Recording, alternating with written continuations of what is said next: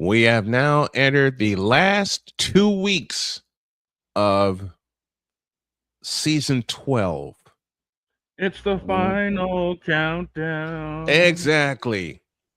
That's the exact song that was in my head. Wow. Oh, hell. And we got some exciting news to tell you guys.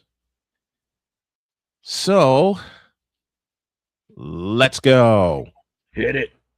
I can't do it. We'll do it live. Do it live. I'll write it and we'll do it live. Mister, will you please wake up, wake up, wake up, wake up, wake up?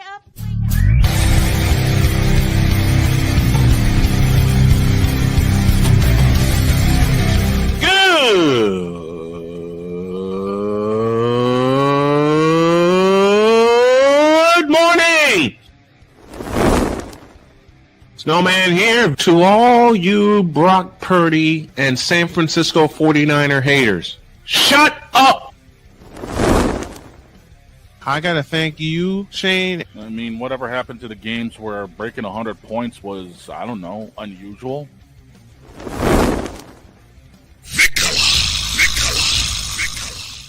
There was one word to sum up the All-Star weekend. Trays. Cause we take this job so serious. Splash Brothers, yes. Ray Allen, replace him with Steve Kerr. Reggie Miller, yeah.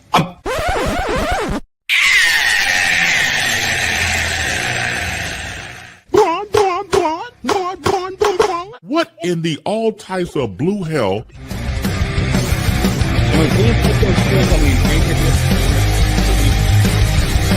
Oh yeah! Let's go. Season 13 is a coming, folks, and it's coming fast. And it's going to be big. Oh my gosh, is it ever? Good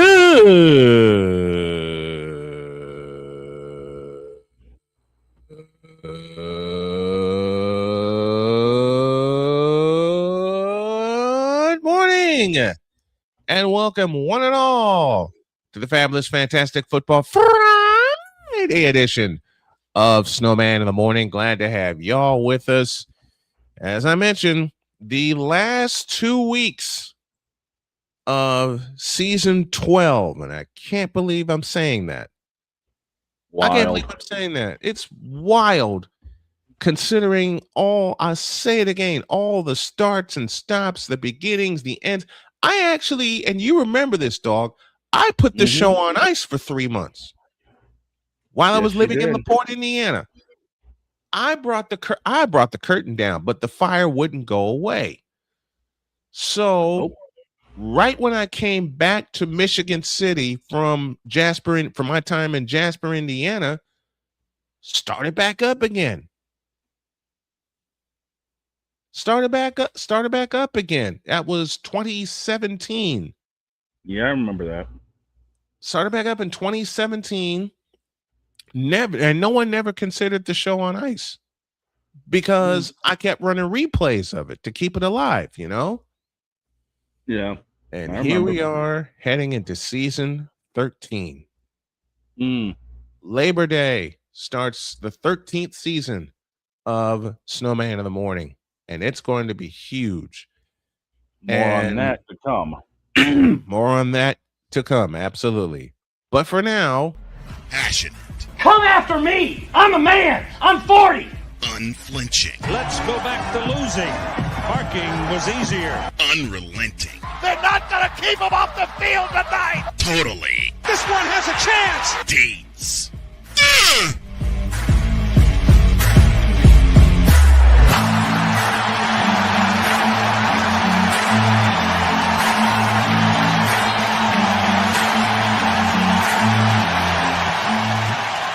That's not just a murmur. That's a full-blown fibrillation. Chris Dietz is with us. Good morning, Dietz. How are you? Morning. What's up, fellas? What's going on, Dietzy? Oh, just the normal. Mm-hmm. But I'm glad Madden logic. Dog's here because I had the most Madden of Madden plays happen over the weekend. Like Let's I see it. just Let's said, hear it. more Madden logic. Let's hear it. May as well since it's a football Friday. Let's hear it. Let's hear it. All right. So there's 3 of them. So one of them just happened last night. So I haven't really had time to process it, but it is probably the funniest thing I've ever seen in my entire life. Okay. I'm listening. So I was returning a punt. Oh boy. And I'm returning the punt, and I see the guy in front of me get blocked to where he's getting knocked to the ground, right? Yeah. He's spinning around, and he hits the ground. He hits the ground enough to where the AI makes my punt returner jump over him. Okay? Now, I'm like, okay, the guy, he jumps over him because the guy's falling on the ground. Right. Yeah. Here's where it goes. Here's where it goes, Madden. Oh no. This guy, while he was on the ground, on his knees, was able to hit my punt returner so hard that it knocked my punt returner into the air and caused him to fumble the football.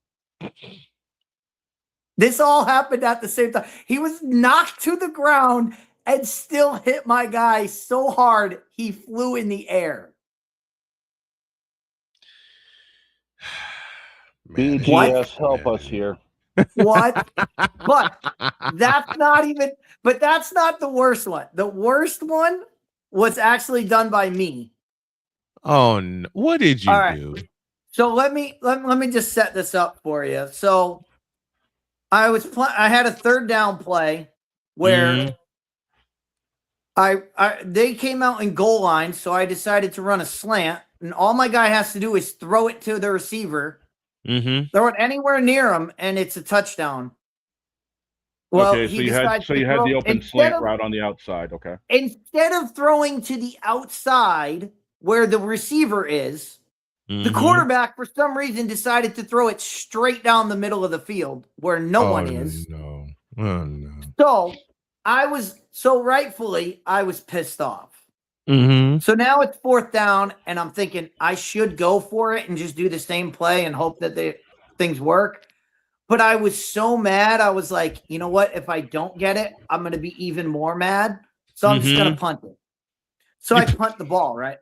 So I punt the ball, and I'm like, all right, let me punt and get this out of my system. And I said, you know what? No, not getting this out of my system. Instead, what I'm going to do is I'm going to hit stick the punt returner no matter what happens. Oh, I don't care if he has the ball. I don't care if he fair catches it. I'm just going to crush this dude. Oh, no. So I punt it, and my guy gets a free release, and I'm like, okay, I'm just going to kill this guy, and it's going to be great. Here's where Madden goes Madden again. Oh, no. So now I really thought, I was like, oh, I hit stick them early. I was like, oh, I hit him early. But I don't see a flag. So I'm like, maybe I did it. Maybe I timed this just perfectly. Like maybe I actually timed it perfectly. Here's what happened. The punt returner caught the ball while getting hit sticked.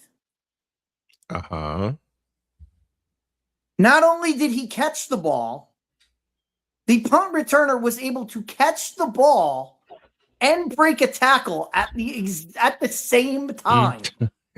He was able to catch a punt and take a hit to the chest. Uh-huh. And not go down. And break and not go down and not have his chest cavity caved in. Like, I'm gonna do this for the YouTube viewing public. Yes. I'll try to describe it for the radio, but the guy is literally looking up in the air, touching the ball like this, with his chin up, taking a helmet to the chest. Again, if anyone were able to do this, in real life, they would be superhuman. Yes. Like, and this, Okay. Hold up. Let me get this straight. This is why we bring this up. We bring this up not to. I mean, we bring it up because it's funny. It's absolutely hilarious. It's hilarious. But at the same time, this is what breaks Madden. This is what breaks you from playing Madden. This is what breaks the immersion. When you see things like this, you go, "That's not real." Okay. No one can do hold that. Hold the phone a minute. So you mean to tell me this dude was looking up, catching the ball? You Roman Reigns his ass, and he broke it. And he broke the tackle. He broke the spear. You speared him, and he broke the tackle. He broke the spear, and it's impossible to do both. Like I said, you can't. Catching a punt, you have to be up. Your hands have to be out. In order to break a tackle, you have to have your shoulder dipped down. Yeah, your shoulders have to be down. No way to do all of these things at the same time while you're getting speared. Yet the game was locked into an animation of this guy's going to break the first tackle that comes, no matter what happened, no matter when it comes. It was locked into the animation, so no matter what happened, I was dying. I watched the replay for like 20 minutes straight of just this guy's catching the ball and breaking tackles. There's no way. No, if someone did this, they would be the greatest person ever created. As the master teacher says best. Now that's some bullshit. Exactly.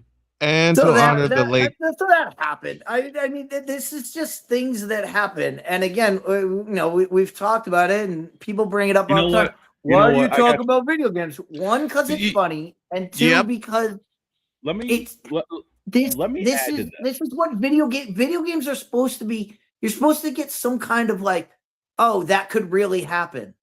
Yeah, there's no way this could happen. Ain't no way. Ain't no way. Let me add to that because I was playing MLB The Show last night. Oh, no. I was taking somebody on because, online features and all that. Yeah. So we were playing at the Field of Dreams, okay? Mm-hmm. Make this make sense. I've got one inning, I had Andrew Jones at the plate. He hits 113-mile-an-hour perfect line out. But line out? Line out. 113 mile an hour. But yet again, the next inning, I'm able to crush a slider that is 3 inches inside off the zone with Salvador Perez at 95 miles an hour. I'm able to crush that over the wall. How? Make that make sense. How? Just plain. I don't know. How? I turned on the thing apparently and got it over, but make it make sense where I'm able to hit a home run with Salvi on a slider that's 3 inches inside. But yet again, I hit a perfect line out with Andrew Jones on a cutter that's inner half but still over the dish. Make it make sense. This is why my old ass sticks with the basics for video games. It's field of dreams, man. What else can you say? This is why I Kevin stick. Costner was throwing the ball.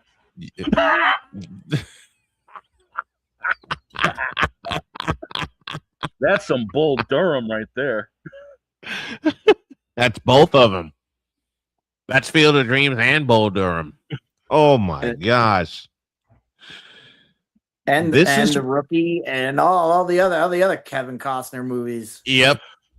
And how many? Dude, he's done like at least 4 baseball movies. Yeah, he has.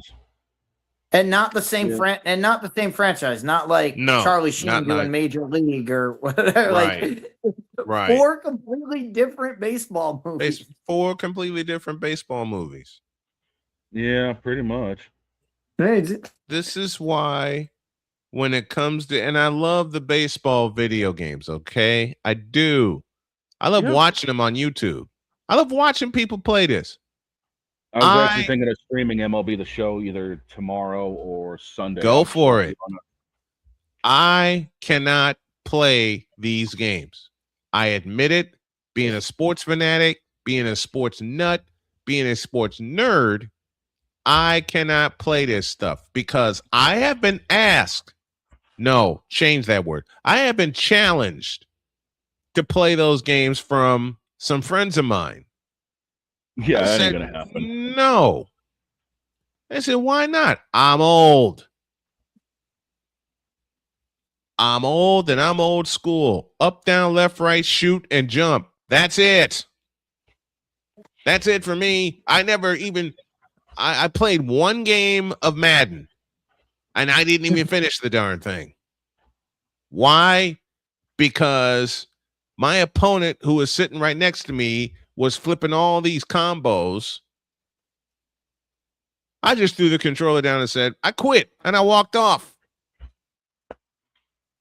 And he said, Get back here. You got to finish the game. No, I'm not finishing this game against you.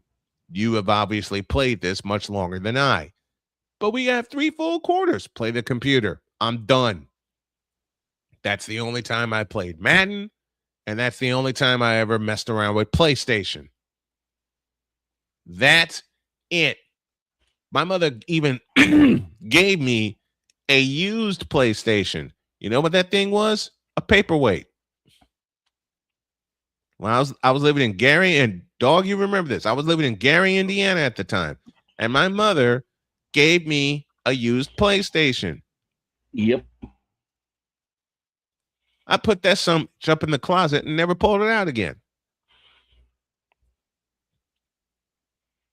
I had one experience with Madden, and I ain't going back. I'll watch it. I'll watch people play it. I'll watch Dietz and Dog and everybody else streaming while they're playing it, but I will never play it. I am old, and I'm old school. As I said, up, down, left, right, shoot, and jump. I got as far as with the gaming console. Well, since we're inside the arcade, I may as well do this.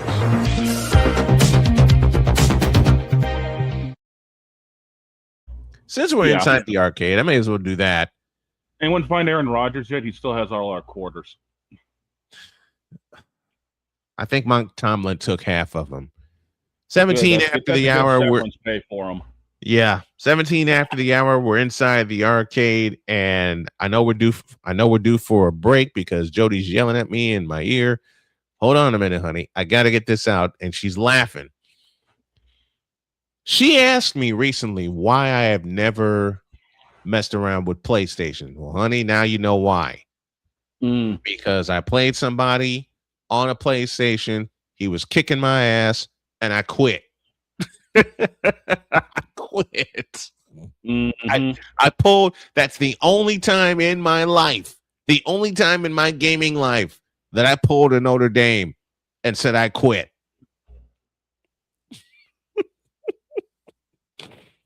As far as consoles go, I got as far as Super Nintendo in the early 90s. And then I pulled another Notre Dame. I quit. Because my sister kept make this make sense. This make sense. I go away to school in 1990. I come back in 1991. There's a Super Nintendo in the family room. Yeah, it was popular back then. In the family room with the big old heavy television. Yeah, the big old brick. With the big old brick. Yeah.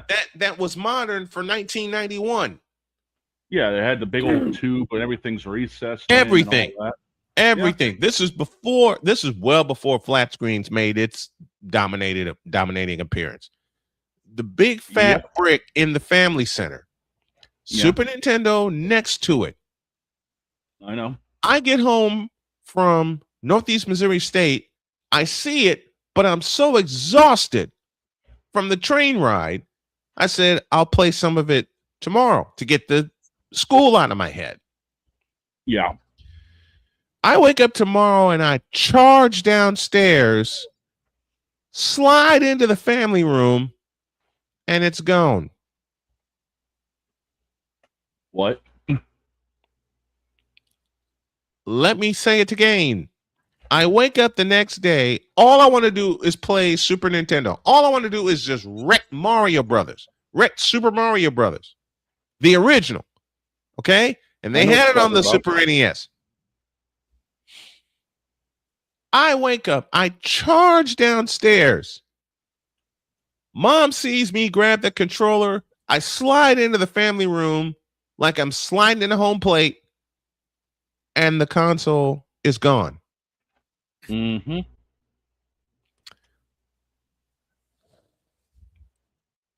I look at my mother and I said, Mom, what happened? What happened? She goes, with what? I said, with the Super NES. My mother and my father gave me this look. They said nothing. And they nodded toward my sister's room. We had a fight. Oh, let's get it right, dude. It ain't just a fight. It's a fight. We had a fight. Needless to say, I got my time on the Super NES. Well, of course. While she was laying twisted like a pretzel. I threw the controller down after I wrecked Super Mario and played Excite Bike. I remember those games. I went upstairs, and my dad followed me 5 minutes later and said, what did you do to your sister? Nothing. Then why is she crumpled on the floor? Before or after the full Nelson? Nice. My dad face palmed and went downstairs. Yep. That's us inside the arcade.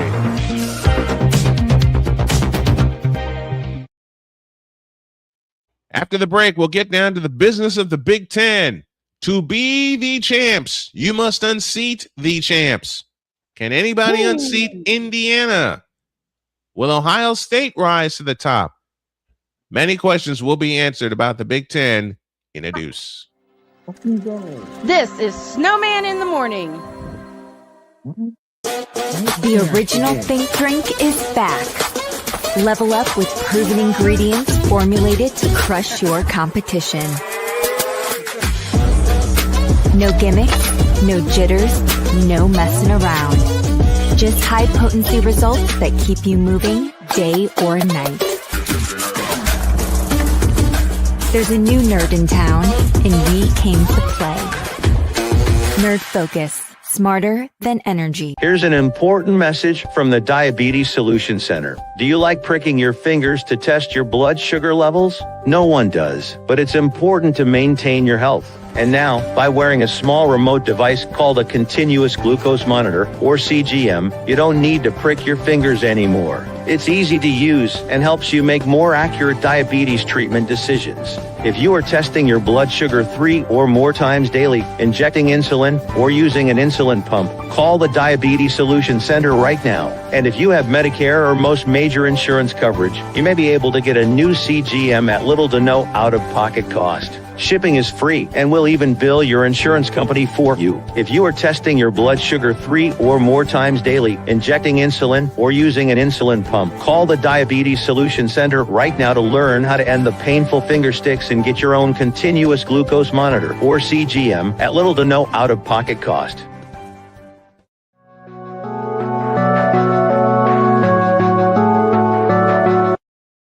I want to do a TED Talk, but I don't have anything to talk about yet. I'm getting there. Life is for the living. We're not here that long. You can learn anything you want to learn without any money spent. What do I really enjoy? What do I really want out of life? I am your host, WIZE. Are you in a life holding pattern? Well, this is for you. Welcome to the Stuck in My Mind podcast. Live every Monday, Tuesday, and Wednesday at 4 p.m. Central.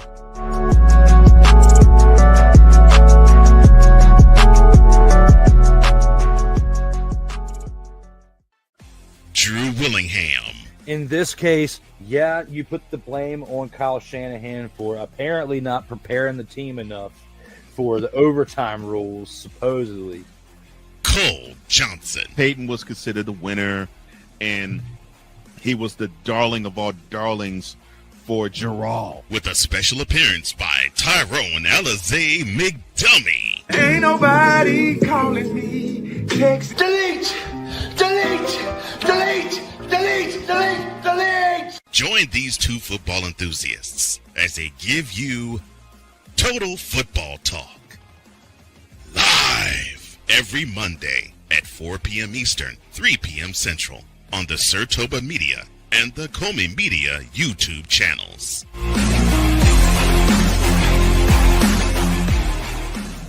Cause we take this job so serious. I'm sorry, what are these things called?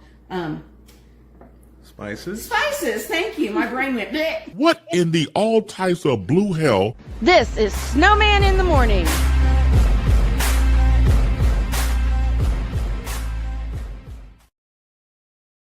It is Snowman in the morning on this fabulous, fantastic football Friday edition. It is we have 26 after the hour, and while we wait for Dietz to get back before we start our Big Ten discussion, I had a chance, dog, to meet one of the greatest public address announcers ever. Okay. The great Gene Honda. Yes. Yes. I was about you to all say, have heard me do impressions of Gene Honda on this show over the course of 12 years. Yep. I'll tell you a funny story. Go ahead with that. I was about to say I also have the AP 25 that officially got dropped, and they dissed Indiana. How far did they diss Indiana? You really want me to go top to bottom or bottom to top? Bottom to top. I'll count you down. At 25. Missouri. Who? Exactly. At 24. Louisville. Louisville. At 24. Gosh. At 23. Houston. I can see that. Mm. I can actually see that. At 22. Iowa. That's low for them. It is. At 21.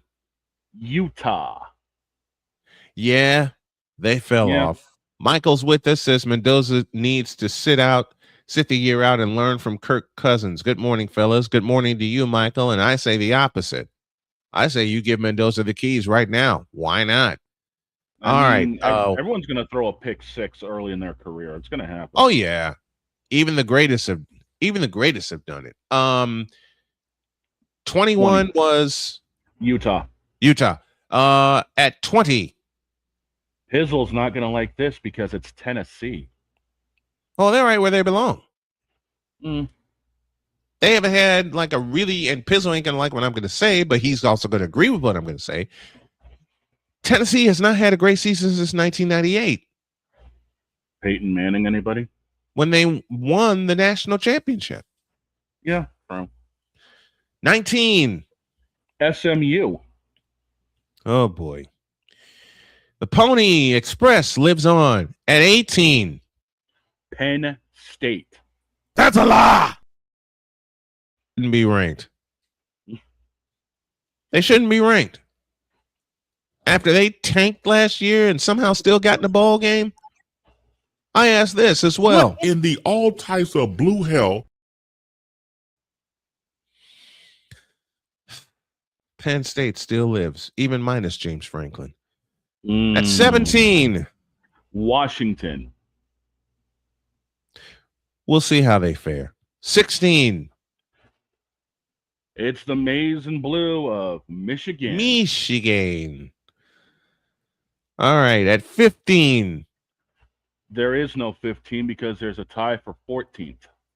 Okay, who's in the tie? Who is tied for 14? BYU and SoCal. What? No joke. BYU and USC are tied at 14th. Tied at 14. again. What? Well, what have we said already enough this morning? Make that make sense. Make that make sense. Yeah. Make that make sense, folks. All right.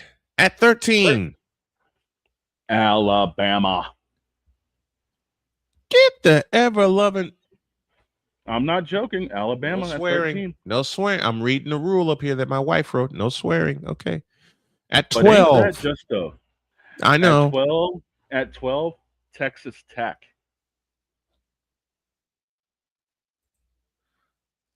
Now that's some bullshit. I've got to turn that into a video graphic. Mm. And if I do that with Cole's help, oh boy, that button's going to get pushed a lot. Yeah, especially this season. Number 11. Number 11 is LSU. I ain't got no time for this bullshit. Tell me about it.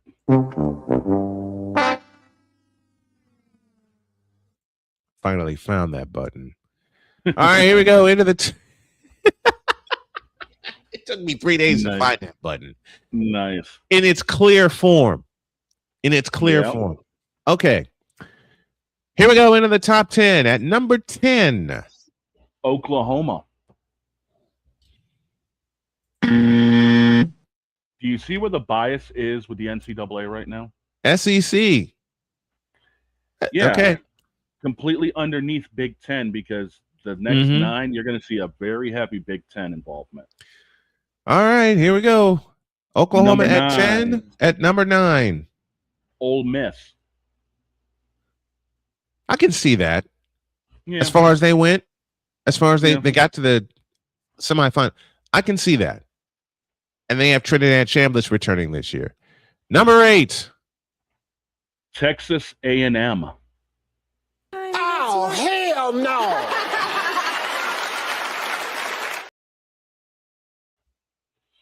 I'll leave it there. At 7. Getting 1 vote for being at the top of the pylon. Number 7 goes to Miami. What? Yeah, Miami at What? 7. Yeah. Number 6 At getting 6. 8 votes. Indiana. What are we doing?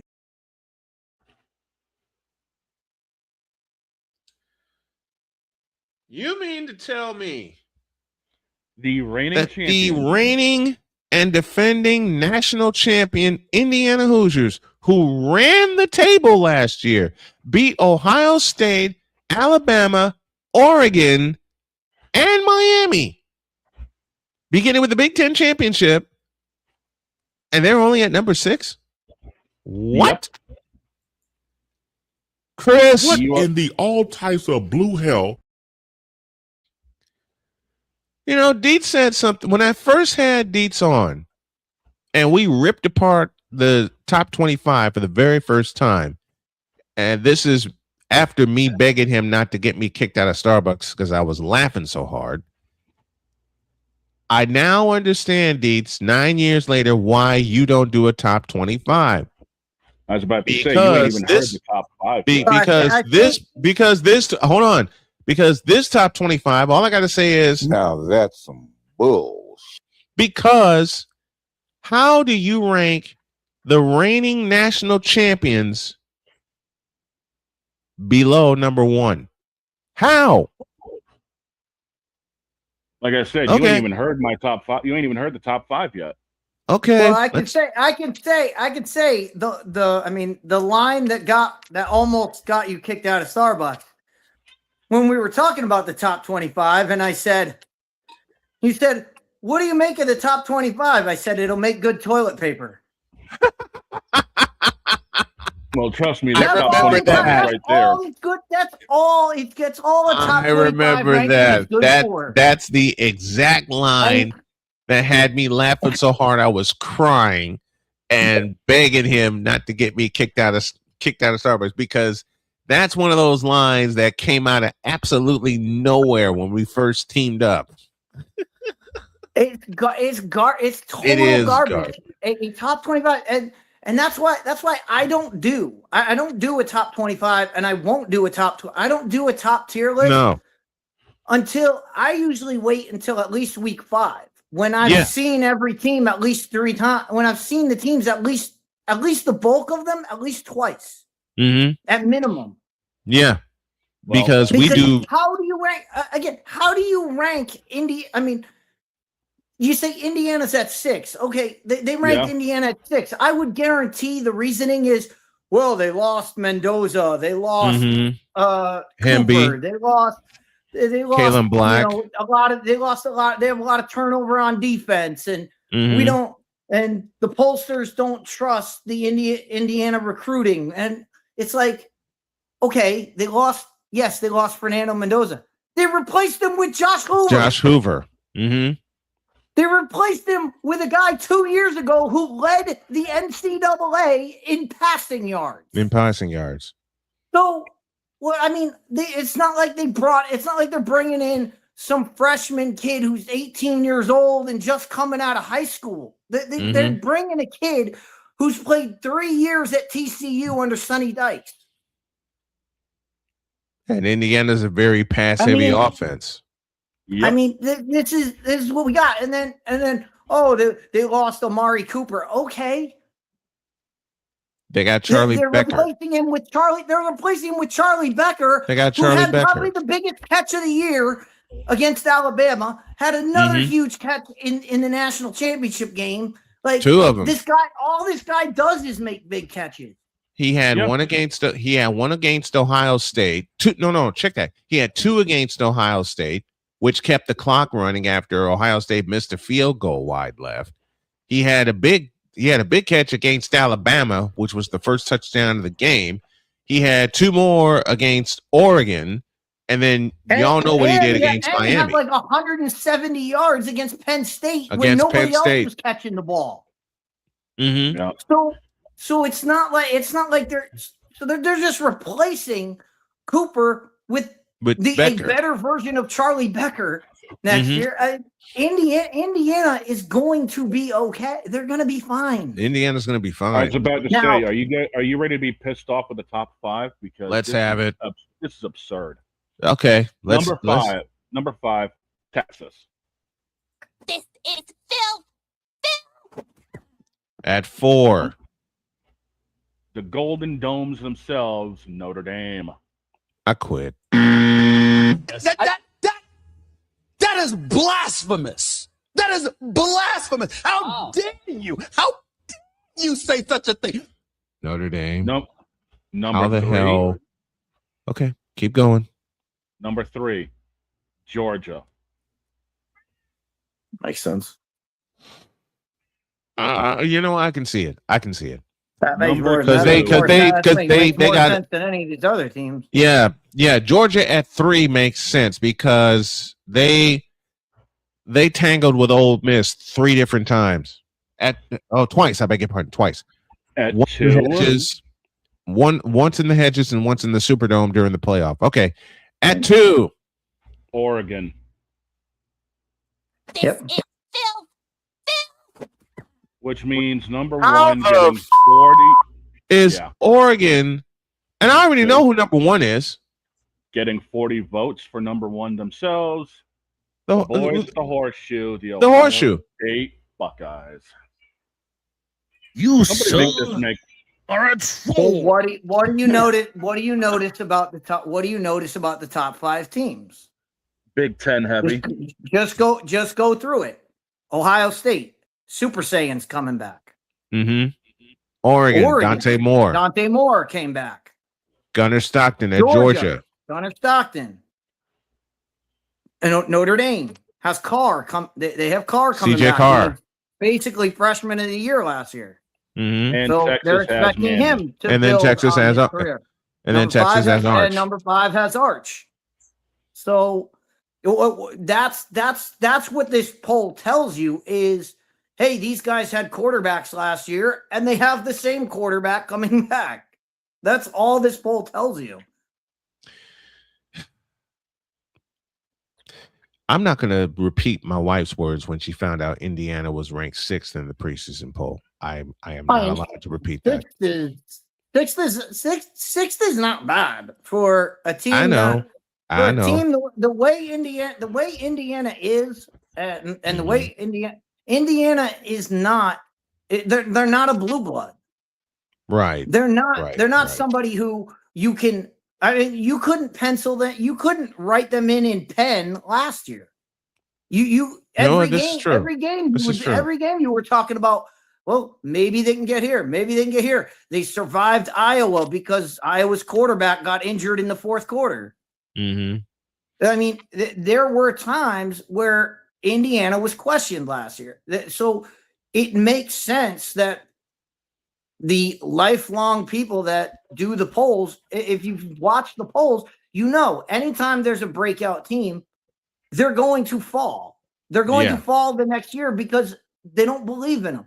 Now, if Indiana goes out, has a great season this year, then people will start to go, well, it's Cignetti. Cignetti's the one, so we're going to believe in him. But right now, the pollsters, they believe in tried and true. Ohio State, Oregon, Texas, Georgia, Notre Dame. I mean, Notre Dame. These are what drive college football, and that's all the poll. That's all the top 25 poll in the preseason is for.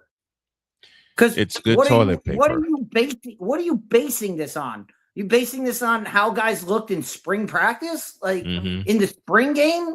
What are you judging how these teams are? You have to judge them against competition before you can sit here and say this team is better than this.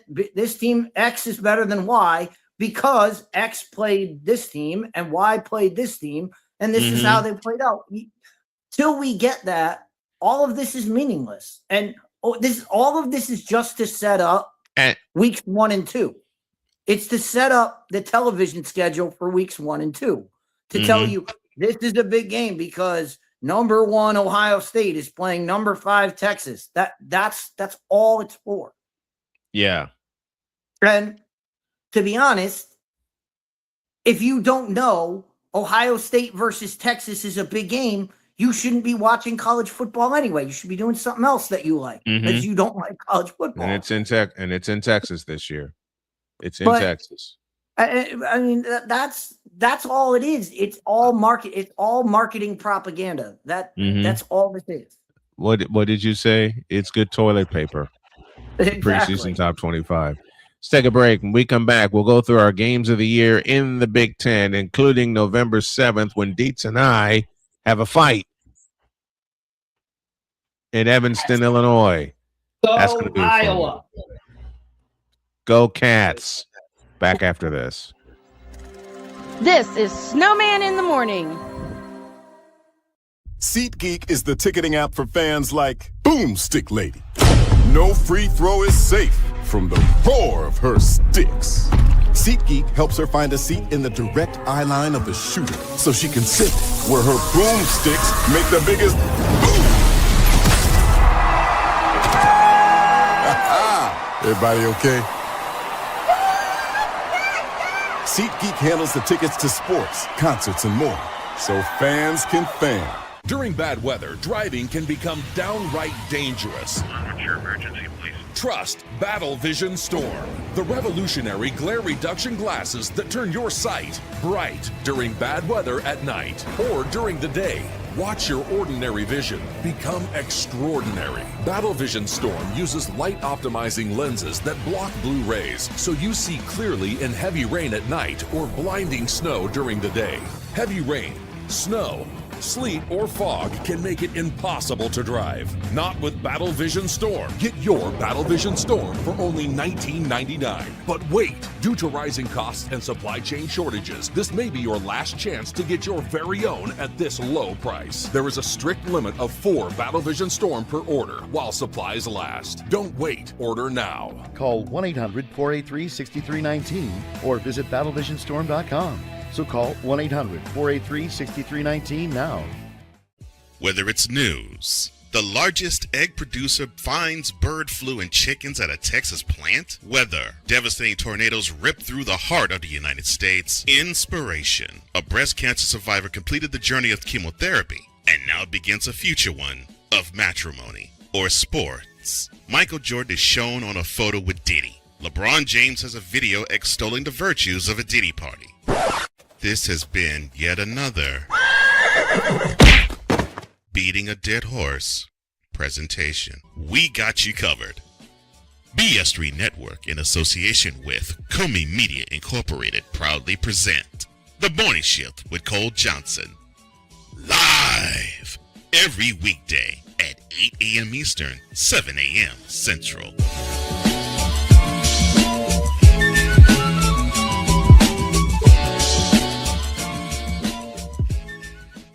Here's an important message from the Diabetes Solution Center. Do you like pricking your fingers to test your blood sugar levels? No one does, but it's important to maintain your health. And now, by wearing a small remote device called a continuous glucose monitor, or CGM, you don't need to prick your fingers anymore. It's easy to use and helps you make more accurate diabetes treatment decisions. If you are testing your blood sugar 3 or more times daily, injecting insulin, or using an insulin pump, call the Diabetes Solution Center right now. And if you have Medicare or most major insurance coverage, you may be able to get a new CGM at little to no out-of-pocket cost. Shipping is free and will even bill your insurance company for you. If you are testing your blood sugar 3 or more times daily, injecting insulin, or using an insulin pump, call the Diabetes Solution Center right now to learn how to end the painful finger sticks and get your own continuous glucose monitor, or CGM, at little to no out-of-pocket cost.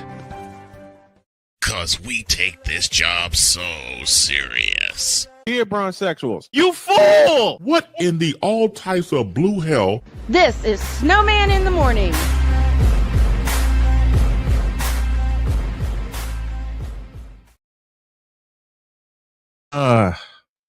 We say in the Big Ten as we are at 47 past the hour. 11:05 will bring us a very special guest by the name of Charles Wallert, the singer's producer. He composed and arranged something for the Philadelphia fans. You'll get a chance to hear it before we close out today. And then at the bottom of hour 2, of course, is the lovely Deb Whitcas. And then Allison Moran will take over hour 3. All right. Okay. So we're looking at the games of the year in the Big Ten, and we know what week 2 is. Ohio Week State and 1, Texas. Yeah. And I just posted this a minute ago. They did announce the time for that, and that is It's 7:30. prime time. Yeah, it's Yep. ABC's prime time. Yep, 7:30. Week 1, I'm looking over the schedule right now, and frankly, I really don't give a crap. I mean, the only good matchup I see is Wisconsin and Notre Dame on Sunday. That's it. On a Sunday? Really? Yeah. Sunday, September 6th, Wisconsin. I agree with Notre Dame. What about the revival of the Pac-12? Don't they play after dark? Oregon versus Boise State. Why is that a big game? Well, Does anybody remember how the last one ended when Boise State went into Oregon? Oh, it ended with a fight. It ended with a fight. It ended in a brawl. LaMichael James. It ended in a fight. Well, Michael James punched a Boise State kid in the face during handshakes. Good grief. So that's week 1, but you got the others in week 1. The other one, I think that's pretty cool that the Pac-12 was able to schedule Oregon. They were able to schedule USC. They were able to schedule Washington. So they were able to get all those old Pac-12 teams old rivalries. To play the new Pac-12 teams. Yep. They got some of the old rivalries back.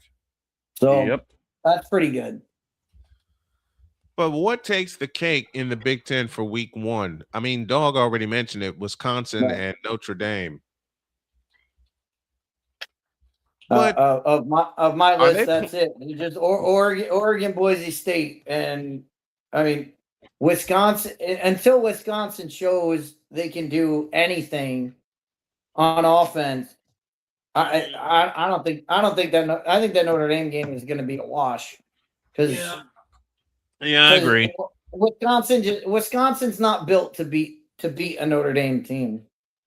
They're just not. Were they ever?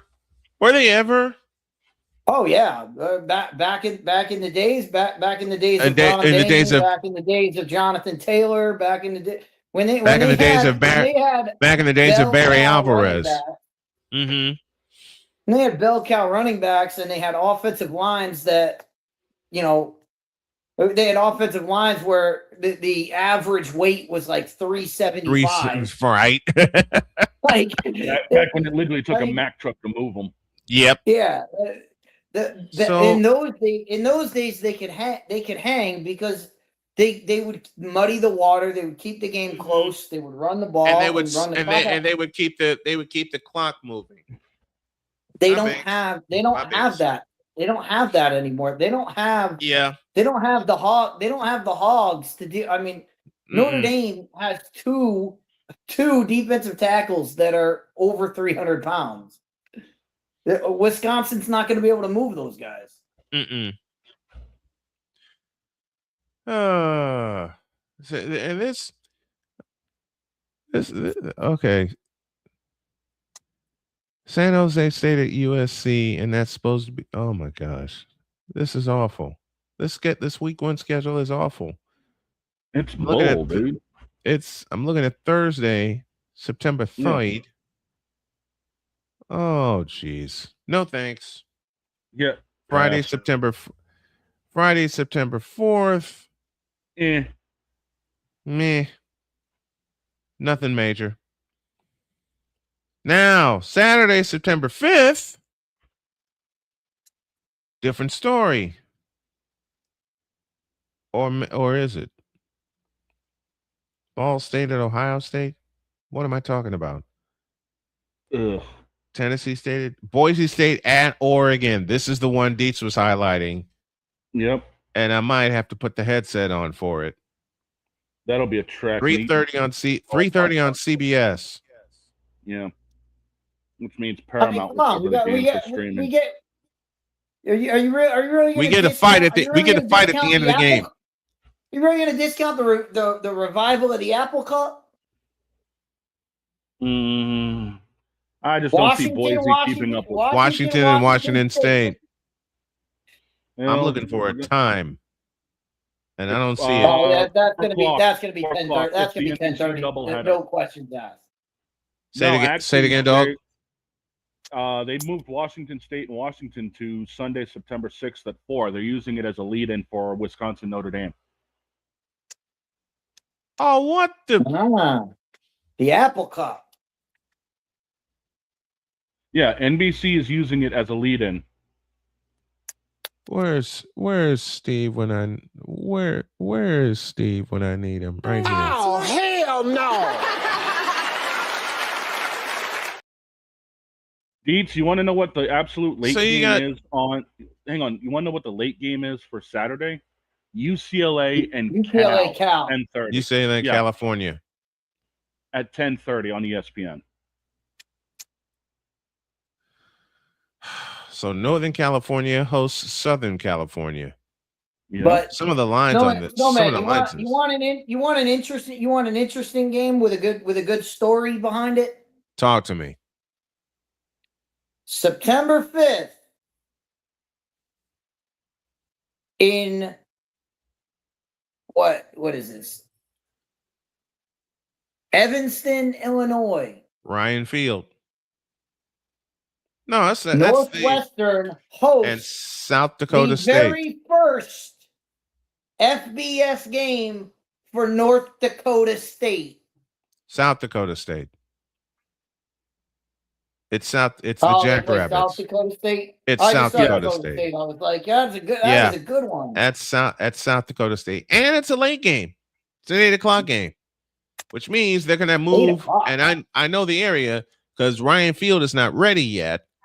They're gonna move all the temporary lights that they can over to Northwestern Medicine Field at Martin Stadium, and they're gonna bring in more temporary seating, which is how they handled it the last 2 years, which means I may have to get my friend Dave Ennett on the line.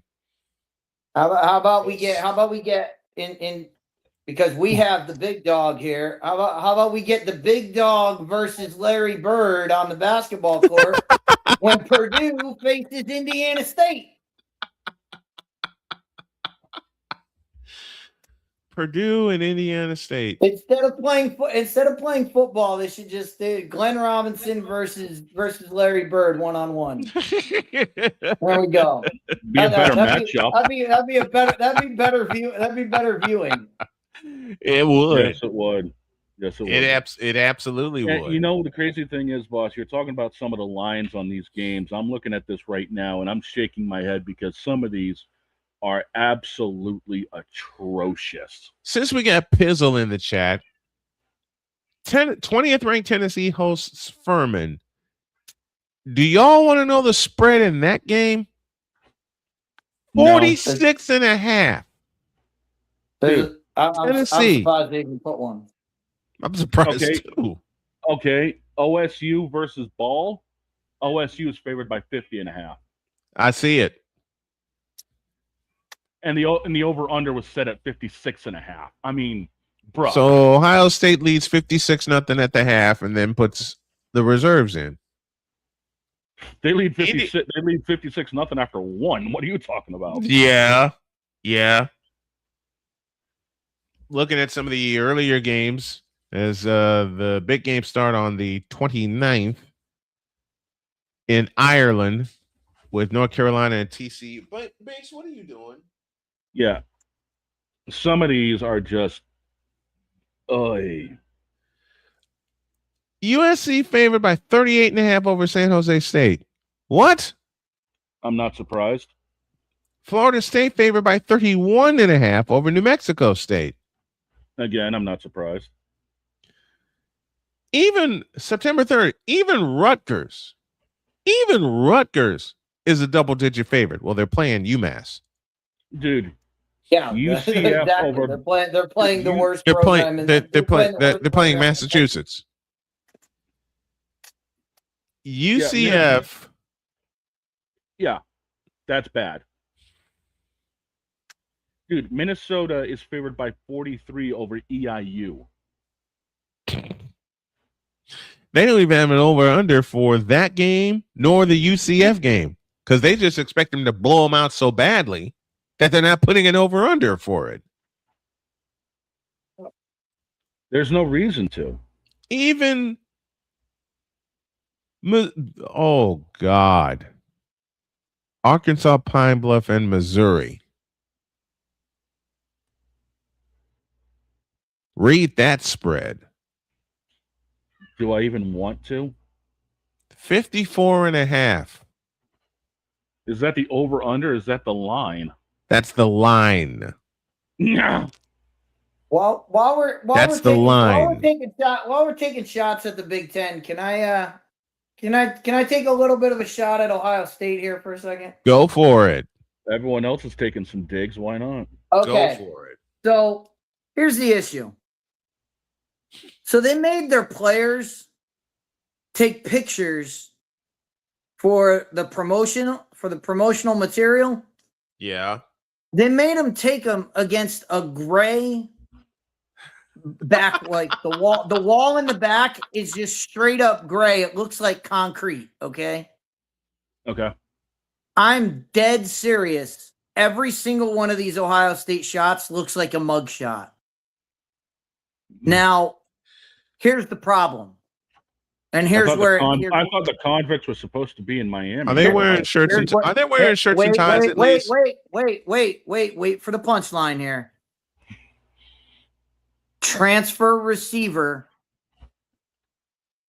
Chris Henry Jr. We're going to a break.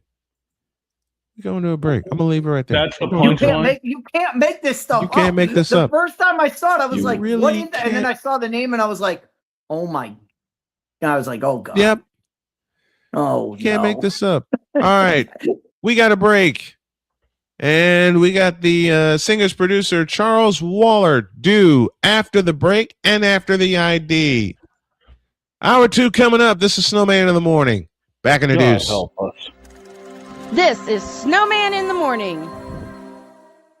Here's an important message from the Diabetes Solution Center. Do you like pricking your fingers to test your blood sugar levels? No one does, but it's important to maintain your health. And now, by wearing a small remote device called a continuous glucose monitor, or CGM, you don't need to prick your fingers anymore. It's easy to use and helps you make more accurate diabetes treatment decisions. If you are testing your blood sugar 3 or more times daily, injecting insulin, or using an insulin pump, call the Diabetes Solution Center right now. And if you have Medicare or most major insurance coverage, you may be able to get a new CGM at little to no out-of-pocket cost. Shipping is free, and we'll even bill your insurance company for you. If you are testing your blood sugar 3 or more times daily, injecting insulin, or using an insulin pump, call the Diabetes Solution Center right now to learn how to end the painful finger sticks and get your own continuous glucose monitor, or CGM, at little to no out-of-pocket cost.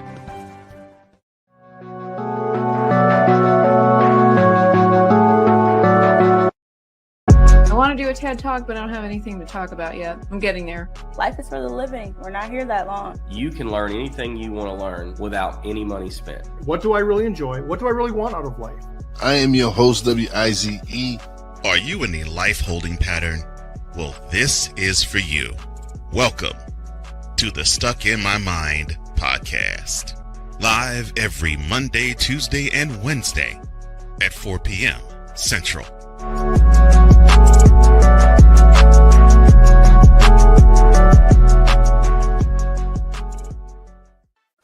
Drew Willingham. In this case, yeah, you put the blame on Kyle Shanahan for apparently not preparing the team enough for the overtime rules, supposedly. Cole Johnson. Peyton was considered the winner, and he was the darling of all darlings for Darrell. With a special appearance by Tyrone Alizé McDummy. Ain't nobody calling me. Text delete, delete, delete, delete, delete, delete. Join these two football enthusiasts as they give you total football talk. Live every Monday at 4 p.m. Eastern, 3 p.m. Central on the Sertoba Media and the Comey Media YouTube channels.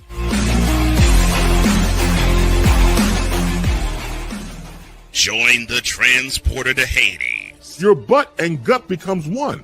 Join the reformer of hooker whores. This is my daughter, Placenta Booty Johnson. Join the bronze car. Whenever you are in distress, take off your baseball cap and throw it in the air. Join your very own superhero of broadcasting, Chris Bass. So whatever color crayon they get, they palm it and do 2 circles, and that translates to, I can beat up black people. As she takes you through the week's paces in Baseline.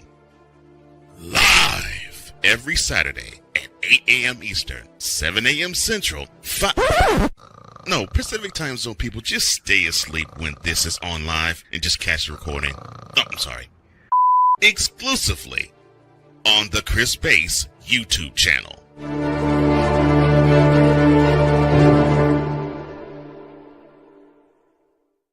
Cause we take this job so serious. I'm on Alarm Island. Give me them cocks! What in the all types of blue hell? This is Snowman in the morning. For the love of God, why? Oh no, I don't know. Love of God. You know what? You know what? You know what? Just don't. It's 11:03. We owe y'all an ID. This is Snowman in the morning. You're listening to WQVZ, 1700 AM Mission Radio. You're listening to WJKS-TV, your Hoosier Sports Home and Indiana Sports Hub play-by-play voice. Broadcasting live in your region, across our nation, and around the world, this is Snowman Multimedia. I'm on Alarm Island. Is that? You, sir, are a troll. Hemorrhoid. Lebron. Hemorrhoid. Ball goes Benton, Caleb Williams. Give me them cocks! It's really, in the end, basically a skill issue. And Father O'Shaughnessy needs to go to hell. Now, get out of my face, you thirsty bitches. Dear God. I feel bad for the one that's coming in, hearing all of that. And the first time he gets to hear anything I say is stuff so far out of pocket All right, folks. I promised you someone special. This man has been very special to me, a very special friend. He wrote and produced the Philly Fan Anthem. He has been on the show before, and I'm glad to have him back. Please help me welcome the wonderful Charles Wallert. Good morning, Charles. How you be, my friend? Good morning, Brian. How are you, and how are all your wonderful fans out there? And I want to congratulate you. I saw today 31 seasons. Bravo, my brother. That's fabulous. Keep going. Thank you. Thank you. This will indeed be my 31st year doing broadcasting. And I got to shout the man out who gave me a chance, and John Kalidas back in Chicago at Chicago State University, when he heard me do an impression of Jim Durham, and he pulled me into his office and says, I'm going to take a chance on you. So that's how my career started. But you, my friend, you composed a wonderful anthem for the Philly fans. I've been playing it on loop since you sent it to me. What brought that on? How'd you do that? Well, somebody in Philly was aware of my accomplishments because I've always been tied musically to Philly, even though I'm from New York. The sound of Philadelphia, when my buddy Ronnie Gamar, I first started producing him, the Gamble Huff sound. And of course, football has been in my background. And I came at a crossroads, and here I am now getting to do football and music. So what happened, they brought me this guy. Actually, he brought some lyrics and some demo and some AI stuff, which couldn't be used at all. So I changed it around, and I gave him some credit for the few things he did, and went in and got the greatest musicians I could for this particular project. And it took me 6 months to do. I mean, I've done 2 albums in that time, or at least one. But I wanted to make this special, not just a little chant. Excuse me. I wanted to make this a recording. And the wonderful Joe Sarasana was singing lead, and he's got a documentary coming out called "How Not to Be a Rock Star." Amazing story. We used the great arranger Joseph Joubert, wonderful Darrell Owens, Nikki Richards, Bashiri Johnson, my man, who's done all my percussion forever, and wonderful Hanan Rubenstein, who I mentored as a young man, who's a great guitar player and also engineered the session. And of course, tying it to Philadelphia, the one and only Benny Marsala, the poster boy man for Philadelphia and music. So we put it together, and as you're doing it, Brian, as you know, when you're in the middle of a project, you're just doing it, you follow your instincts. And after we were playing back on the mix, everybody was going completely crazy, and it took me a while to get that back. I knew we had it, but the impact of the magnitude of what we did, then finally it's just catching up with me. And like I said, I've played it. I'm going to play part of it to close the show today, but I've played it on loop since I heard it, and it's wonderful. It is absolutely fantastic. Great job, my friend, to not only you, but the band who helped you put it together, the amazing band September in the Park. Tell me about those guys. Well, they're going to be doing the actual music video of it. These guys, folks, if you want to be thoroughly entertained, I've been in this business a long time. I've been blessed to work with great people like George Benson, Dionne Warwick, The Main Ingredient, O.C. Smith. And these guys, I mean, it's just amazing. They do it all. Every genre you could imagine, everything great. And matter of fact, they just recorded my song, which is getting a tremendous response. So my man Glenn Carvin, who kind of runs the show there, we really hit it off great. We're doing things together. So they're going to do up and coming the Philly Anthem. So we'll have a visual of it as well, which should be a whole lot of fun. Oh, and, man. There is some other connections. We're a real football family, my my oldest daughter is a Cowboy fan. My son-in-law is a Giant fan. My youngest daughter is an Eagle fan. A good lady. My grandson is a Giant fan. Right. Now, wait a minute. Now she convinced my 10-year-old granddaughter to be an Eagles fan. So we do have that connection. And then with you can imagine some interesting Sundays. Thanksgiving, it's really wild at my house. So we do have but I have such good I have such good fans there. And one thing I really want to impress about the world and people and the wonderful cover, Jill Reitzma, who does my covers. I said, Jill, let's embody what Philly is, and she put that great cover together of all people. So it's beyond just Philadelphia. It's where we all need to be, all races, creeds, colors, religions, young, old, whatever. They unite behind that team in a wonderful, passionate way. And that's how we all should connect on this planet to life, because we're all from one source. Yeah. That's how I feel. And that's how I've always felt in my life growing up. That's how I've always felt. You connect with everybody. You exude it. Yes, absolutely. And we do some good philanthropic works, creators' rights movement. Now, do you know that after a while, your copyright expires? So if you write a song, it's like they made it 70 years after you passed. Now, they don't take away your artwork. They don't take away your property. You leave that to your heirs. So Mark Goldstein and Kim Weeks, and I'm involved as the director liaison with the entertainment industry. We're doing some wonderful things with that creators' rights movement to get them to change that legislation. And another thing I'm involved with, IUTA for the Arts, where we give scholarships to young artists. Jimmy Taratudio, my man. You know, you got to give back to the community and help young people. I mentor a lot with the Grammy youth. And I want to show them that, hey, if you're in this business for some kind of glamour stuff like that, do something else. Because this is a lifestyle. This is more than work. It's not a job. It's a passion. It's a calling. Same with me when I started this with my late friend Alvin Washington back in 1995. We were just doing Chicago State games, and then Alvin came up with the idea, why don't we try broadcasting high school games? So the Interscholastic Sports Network was born, and then it got flipped over into the Arena Sports Network in 2013, and then 8 years after that came Snowman Multimedia. And I'll tell you what, man, it's been a grind and a half to get here, as you well know, Charles. It's been a grind and a half to get here, but to have folks like you, my friend, and Chris Dietz and Shane Lake, the big dog, and my beautiful wife, Dr. K, along for the ride, man. I'll tell you what, there's nothing, and I mean this for you and your group also. There's nothing but brighter days ahead, and I mean that from the heart.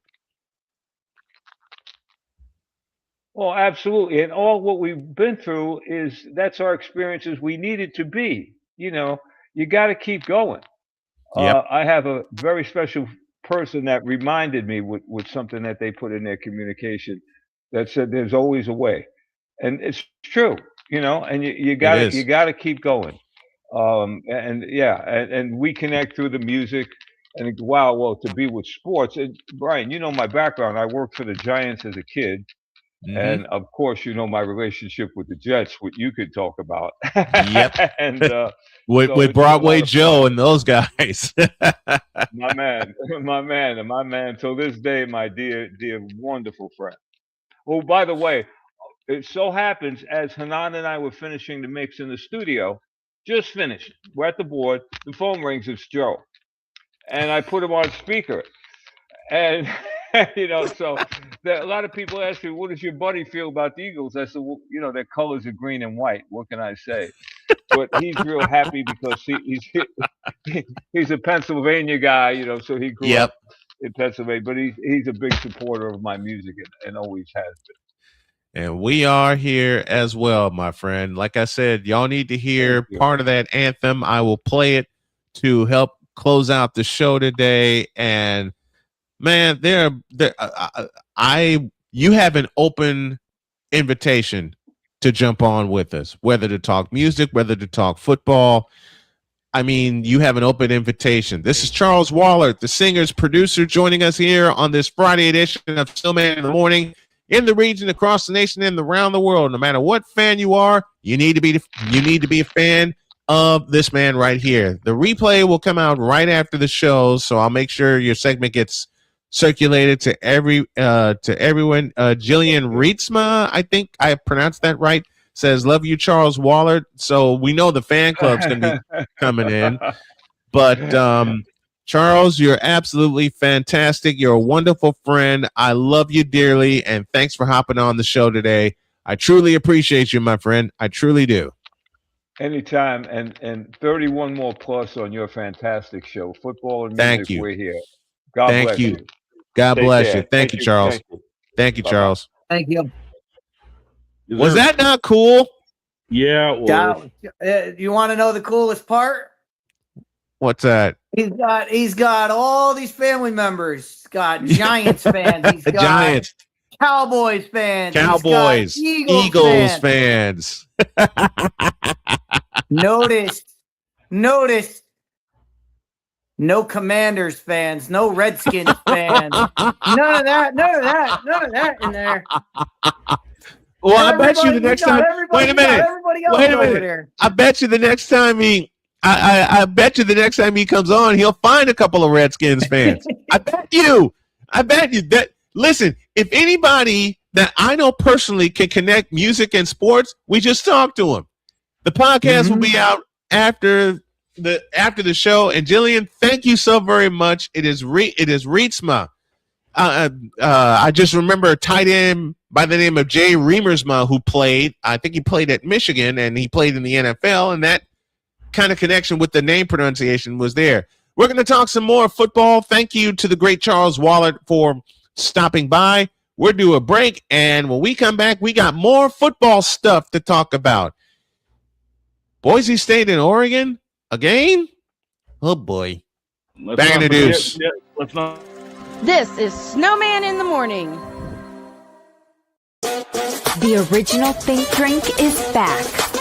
Level up with proven ingredients formulated to crush your competition.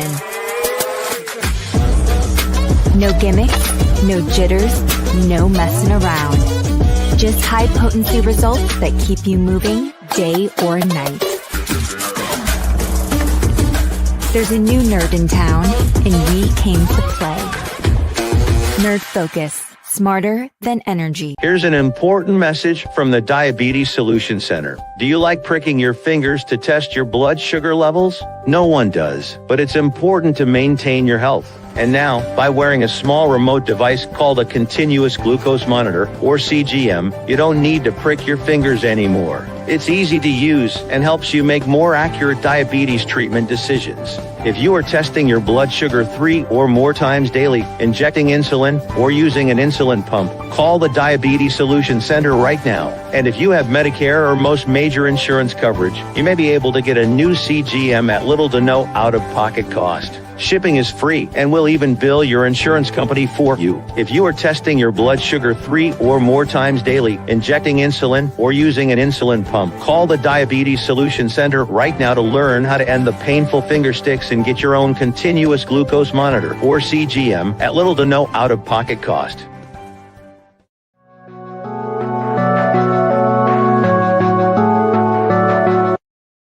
I want to do a TED Talk, but I don't have anything to talk about yet. I'm getting there. Life is for the living. We're not here that long. You can learn anything you want to learn without any money spent. What do I really enjoy? What do I really want out of life?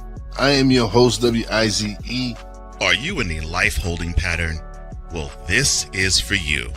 Welcome to the Stuck in My Mind podcast. Live every Monday, Tuesday, and Wednesday at 4 p.m. Central.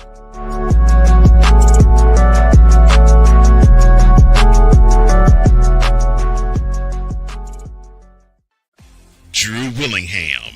In this case, yeah, you put the blame on Kyle Shanahan for apparently not preparing the team enough for the overtime rules, supposedly.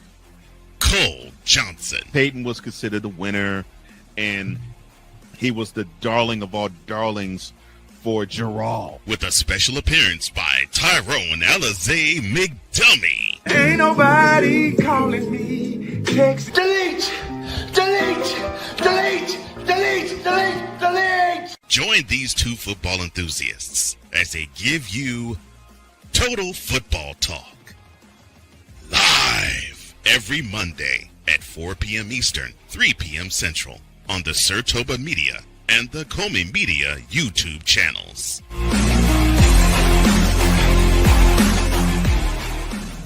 Cause we take this job so serious. I'm sorry, what are these things called? Spices? Spices, thank you. My brain went bleh. What in the all types of blue hell? This is Snowman in the Morning.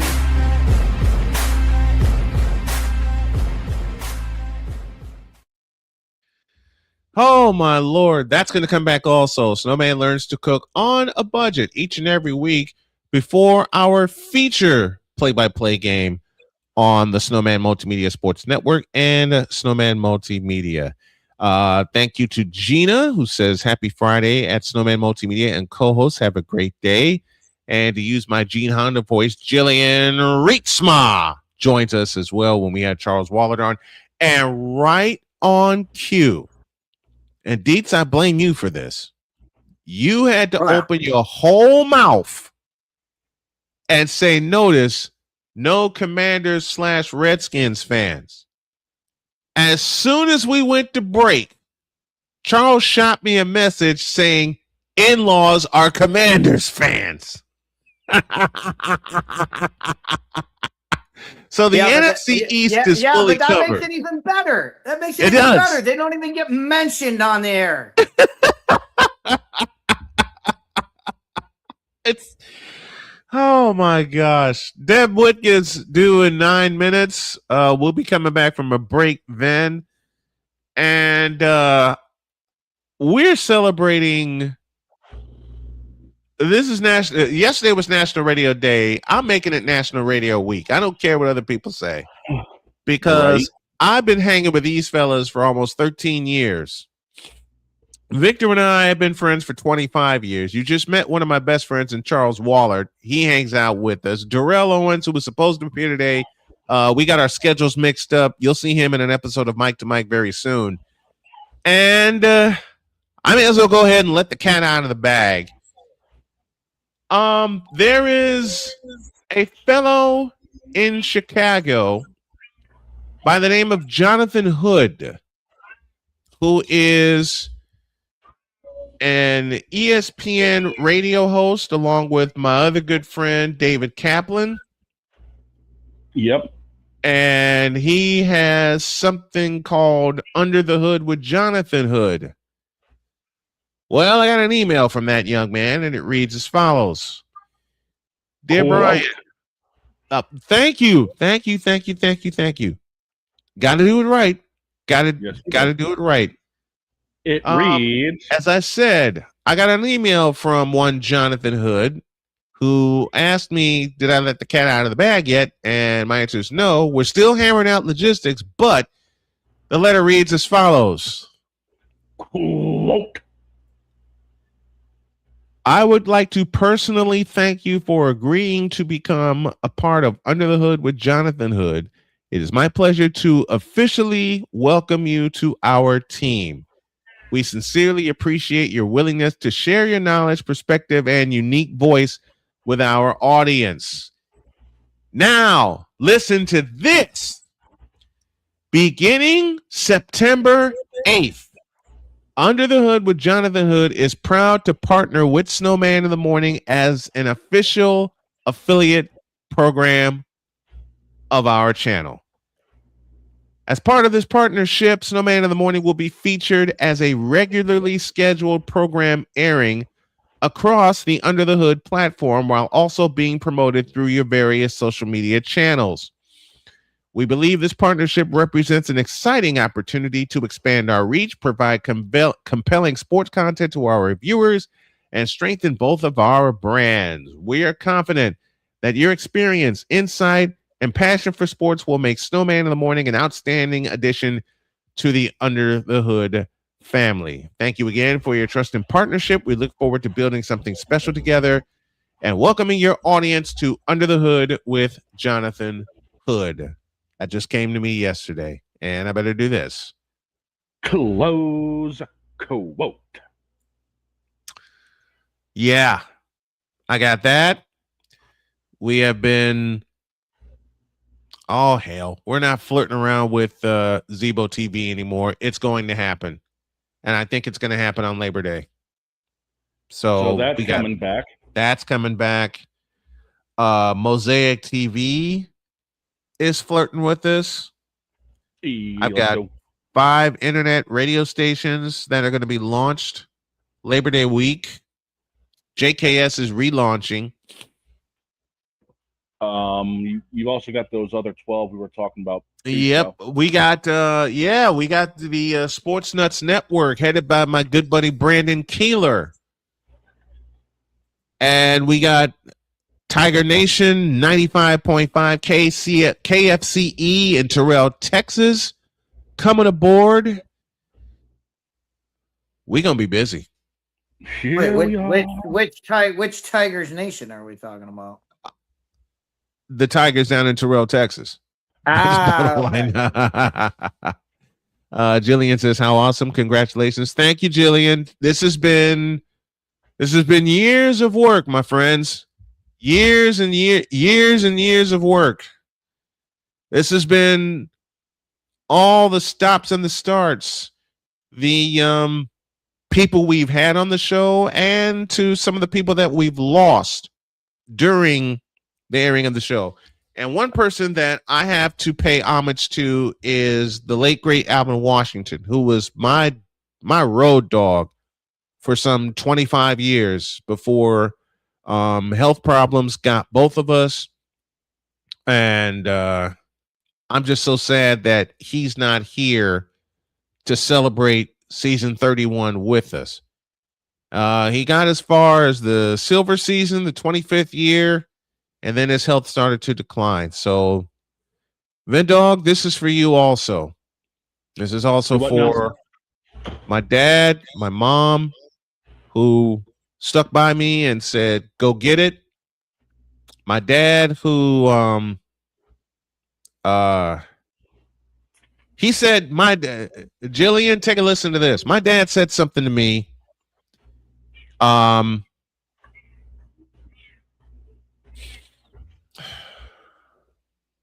You're good, boss. You're good. Thank you. Let it go, man. Let it go. My dad said something that has stuck with me to this day, and he said it while I was watching and taping a Bulls game in 1990 before I went off to college. And I got to do this in full. Because my dad said, quote, "Do not let anybody, including your mother or me, stop you from chasing your dreams." Close quote. Well, Dad, I ain't stopping for nobody. I will not stop for anybody. And God willing, as Charles said a moment ago, it'll be another 31 years doing this stuff. I'll tell you right now, man, it sounds like the snowball's picking up traction. Yeah. Something we had talked about to open season 12. Yeah. We had talked about that to open season 12. We'll get you a date on when we launch on the Sports Nuts Network. September 8th, we go under the hood with Jonathan Hood. Sometime next week, I'm going to be on his podcast to make to do the formal. Oh my gosh, the formal introduction. Oh, that's going to be wild. That is good. That is going to be wild because I've done UIC women's basketball. I've done USC women's basketball. I did it for 2 years. And Jonathan would just walk by me and say something crazy to me just to get me laughing and keep everything loose. And let me remind people, if you like what you see and what you hear, really trying to help my family right now. And I have an exam to take, and I've got to push it back to Monday because I don't have the funds to pay for it. It's for my CDL permit. So if you can help my family personally and me take this exam, get this physical done, you can do so with a donation to Cash App. The tag you need is $Tallman Dr. K50. And you can do so via PayPal. Look up at Snowman2172. That's where you can find us. But Dog and I talked about it in the pre-show meeting. 12 years of starts and stops and ins and outs, and some days canceling, my depression getting the best of me. And I got to tell y'all, 8.5 years of fighting depression, which I didn't even know I had until I got diagnosed with it in 2017. And it cost me a week in the hospital. Best week of my life. I disconnected from the world. It gave me a chance to recharge and reload and refocus. And I gotta tell you, I was madder than hell when I was dragged off to the hospital. But given the fact that I needed it at the time, I didn't know I needed it. It was the most necessary stop on this journey. I mean it, the most necessary stop on this journey. And Dog, 13 years of this, man. Almost 13. I remember my first time being on this damn thing. Yeah. Oh, yeah. And you want to talk about words to live by. You're talking about what your dad gave you. Mm-hmm. I don't often talk about this story, but there was a time before you and I hooked up that I was helping beta test a new actual racing sim known as Sim Raceway at the time. Yeah. And this was before iRacing became as massive as it did. This was going to be like its competitor. Mm-hmm. And we had a couple of pros that were working with us. IndyCar champion Dario Franchitti and two-time Indy 500 champion Dan Weldon. Yeah. And Dan and I kind of hit it off. We got to talking. We became friends, the typical. And he said to me one time, this was, late September, right around my birthday. He said, dude, you've got a fire for this that I have barely seen out of any professional. Talking about what I do with the virtual racing world. Yeah. Don't ever let that fire go out. The damnedest thing is 2 weeks later, he died in Las Vegas on the track.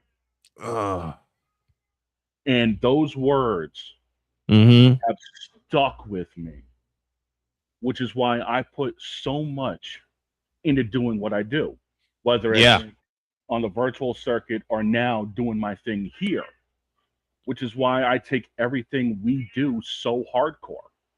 Yeah. Because I want to make sure that this product is the best damn thing we can put out day in and day out. And it's now starting to show off big time.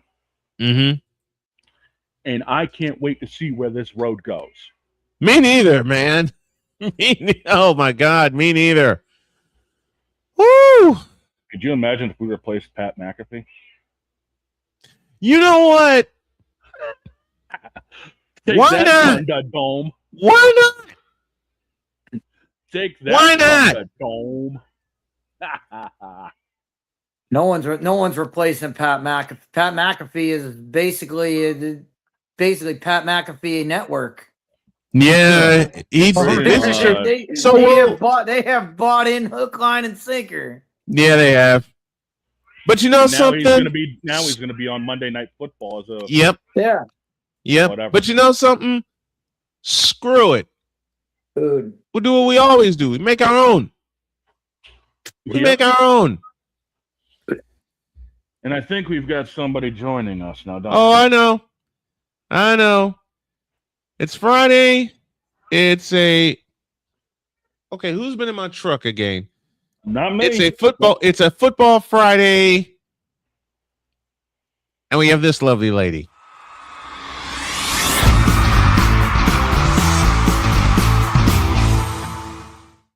Hello, everybody. Deb Whitcas and Olive is here. She was sitting. Oh, she's not too happy. She was sitting on my seat when I sat down, so I was like, "Oh." See, Olive just did what Binks did to me about a half hour ago when I picked him up. Put him in my lap. Oh man. Cowboys. Now, my first question is, what is going on with training camps turning into WWE all of a sudden? Right? Like, what the hell is going on around here? Right? It did Who's not pissed happen and who's yesterday. Cheerios? It did not happen yesterday with the Saints and the Rams. I must say, I was there. We were like, Good. There's going to be fights Thank because God. obviously the Dallas Saints training camp was not good. No. Yeah, who's No, pissed and no. who's Wheaties to start this crap? I mean, yeah, who started this? That's nothing new. I mean, Yeah. this has been going on since football. Well, I mean, since football was started, like they have training camp, teams fight. That's what they do. And all that shit. So we thought you might have been saying that. Yeah. Do you guys remember? We were a bunch of the media were talking about it yesterday with the Raiders. There was the Raiders and the Rams camp. They stopped it short. Like they stopped the actual practice. The fights were so bad. That was back when Jimmy G was the quarterback. So it was like, yeah, like it went all the way to PR. We were like, hey, what year was that? Like, that's the conversation that was had yesterday. Oh goodness gracious. And it's gotten worse over time. You think so? I mean, Well, as Dietz said, it's been happening for the longest time. It's hot. It's hot. Everybody's out there. Everybody's out there. Nobody wants to get hit. Nobody wants to get hit in practice like that. Yeah. So it's understandable. It's bound to happen. Mm-hmm. There's a line too, because I mean, as far as even the Rams are concerned, like they don't use their starters in preseason games. So Right. This is their these joint practices are kind of their preseason games, and that's actually what McVay said yesterday. So I get it. Like there's a balance between that competition and just show what you got, but then also you can't get hurt, right? And those fights, so that's that balance there of like no fighting, can't get hurt, but yet show what you have and what you can accomplish. Yeah. So it's wild. It's just wild. We're talking NFC East today, which includes Dietz's Cowboys, which includes Deb's Eagles, and we always say to be the champs, you got to beat the. Oh boy. I'll start with Deb. Your thoughts on the NFC East coming into this season? Is Philly still the team to beat, or is there a dark horse? I mean, Philly's gonna always be the team to beat, right? Yep. we have at least for the last couple of years. I think we've discussed this. I think, and NFC is going to come down to, like I said, Rams, San Fran, Eagles, right? Yep.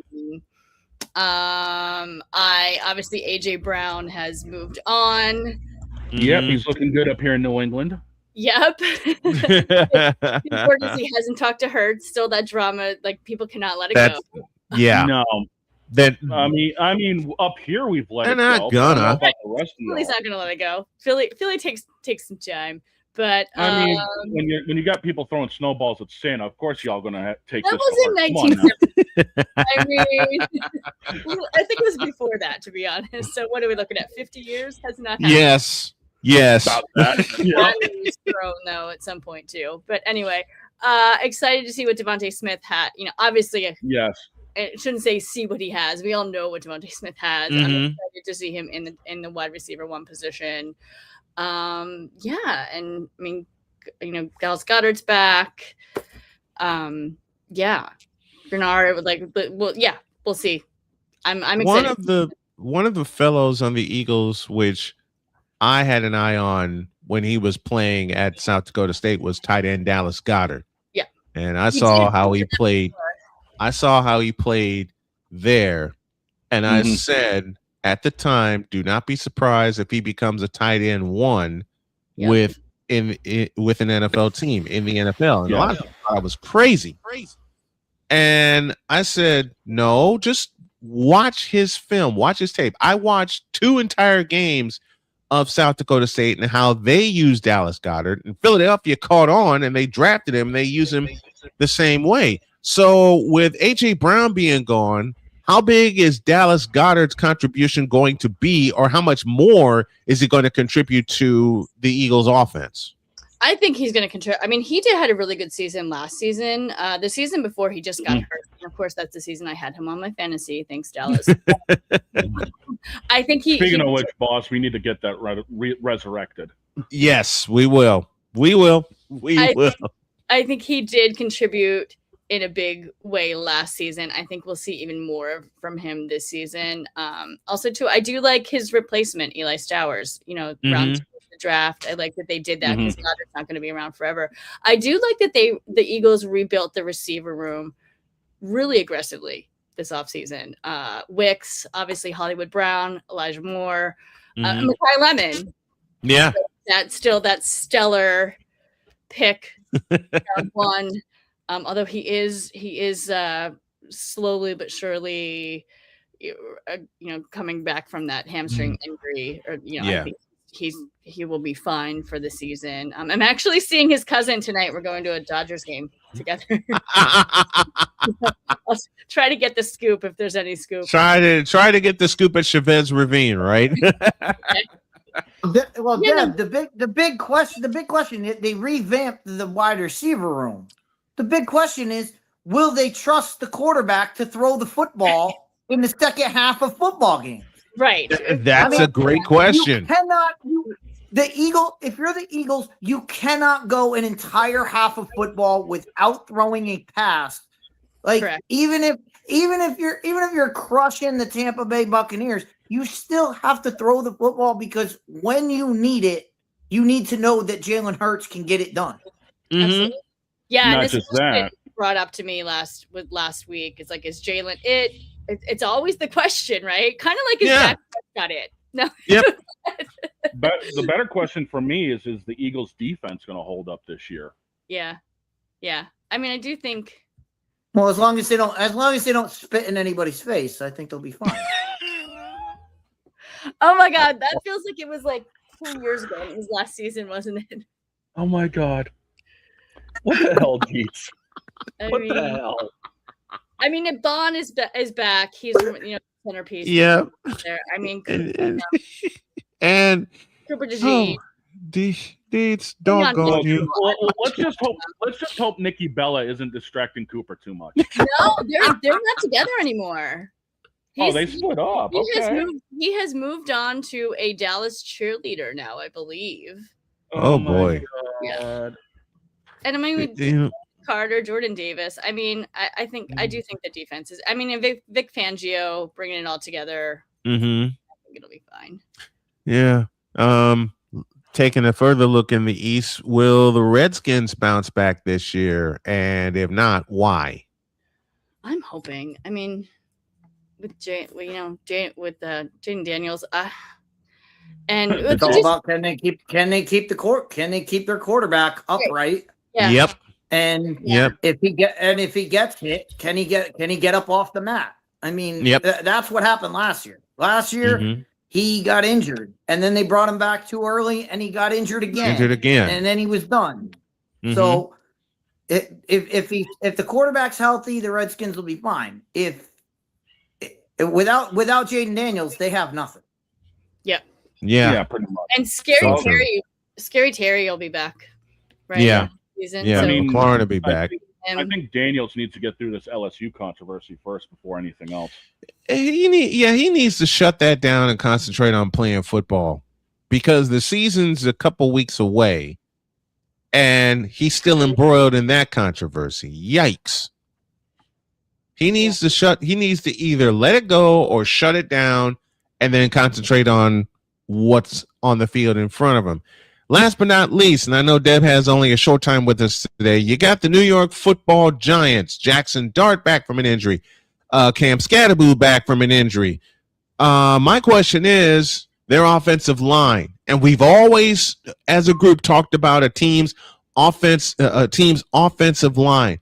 Does this offensive line get better to help open the holes for Scatterboo and protect Jackson Dart? Deb, first, your thoughts on the Giants? I'm hoping so. I want to see the the Giants do something, even though they're in my division. I do want to see the Giants do something this season. They were on, and with Harbaugh especially, I feel like they can. So yeah, I mean, let's hoping that O-line is better this season and go from there, because they've got some great talent on that team, and it's time they show it. Dog, your thoughts real quick. Dealing with the Giants, yeah, you got to keep Cam Scatterboo 100%. You got to be able to get Jackson Dart to actually, I don't know, throw darts. I mean, the wide receiving core needs to smarten up. He can, but it's just a matter of the receiving core being able to be there for him. So I mean, you didn't even mention the biggest return from injury for the Giants is Malik Neighbors. Right. Neighbors, yeah, that's Malik the biggest thing. Keep him healthy, and you guys might actually stand a chance in the East. If the Giants, there's two things about the Giants. There's two things about the Giants. First thing, everybody stay out of the tent. When Jackson Dart goes in the tent, everybody else stay out. That's the first thing. Coach. The second thing is, dear Giants, the Super Bowl is not Thursday night against Philadelphia, okay? You can't beat the Philadelphia Eagles on Thursday night and then lose collapse the rest of your game and then lose the entire rest of your games.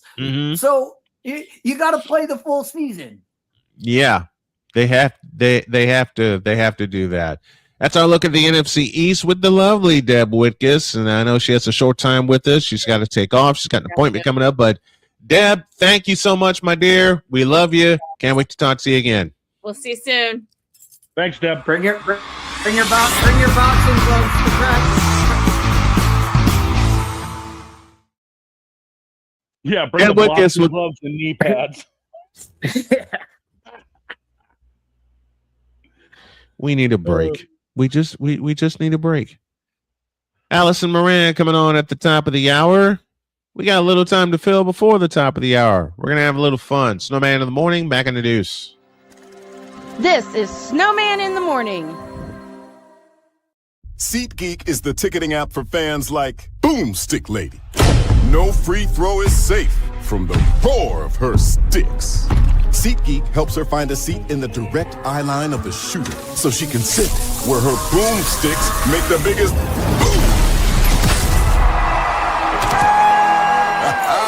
Everybody okay? SeatGeek handles the tickets to sports, concerts, and more, so fans can fan.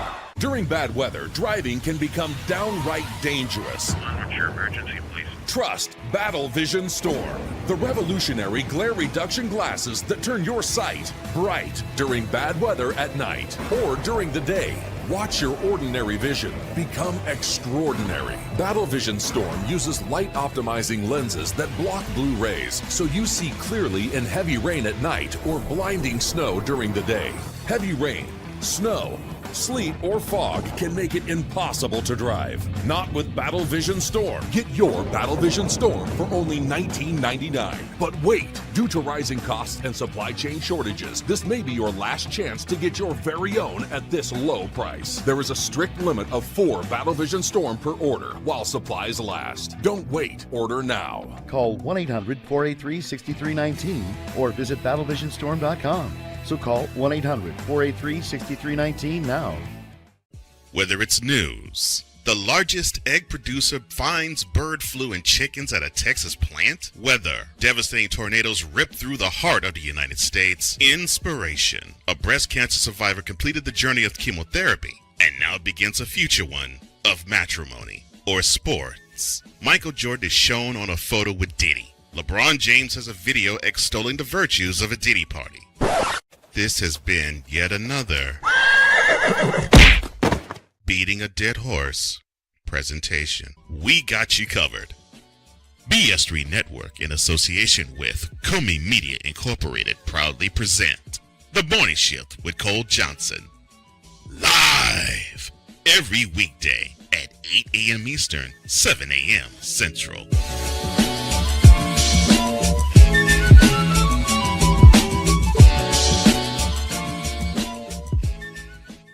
Here's an important message from the Diabetes Solution Center. Do you like pricking your fingers to test your blood sugar levels? No one does, but it's important to maintain your health. And now, by wearing a small remote device called a continuous glucose monitor, or CGM, you don't need to prick your fingers anymore. It's easy to use and helps you make more accurate diabetes treatment decisions. If you are testing your blood sugar 3 or more times daily, injecting insulin, or using an insulin pump, call the Diabetes Solution Center right now. And if you have Medicare or most major insurance coverage, you may be able to get a new CGM at little to no out-of-pocket cost. Shipping is free, and we'll even bill your insurance company for you. If you are testing your blood sugar 3 or more times daily, injecting insulin, or using an insulin pump, call the Diabetes Solution Center right now to learn how to end the painful finger sticks and get your own continuous glucose monitor, or CGM, at little to no out-of-pocket cost.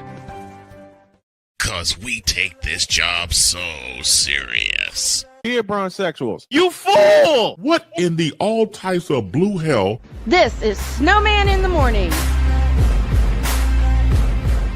I am going to slim down again. All right, 10 before the hour. The dog is with me. Dietz is returning here. I think he had to get a caffeine refill, and I am off it.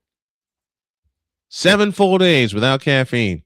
And you know what this makes this is why I keep a 2-liter next to me for the show.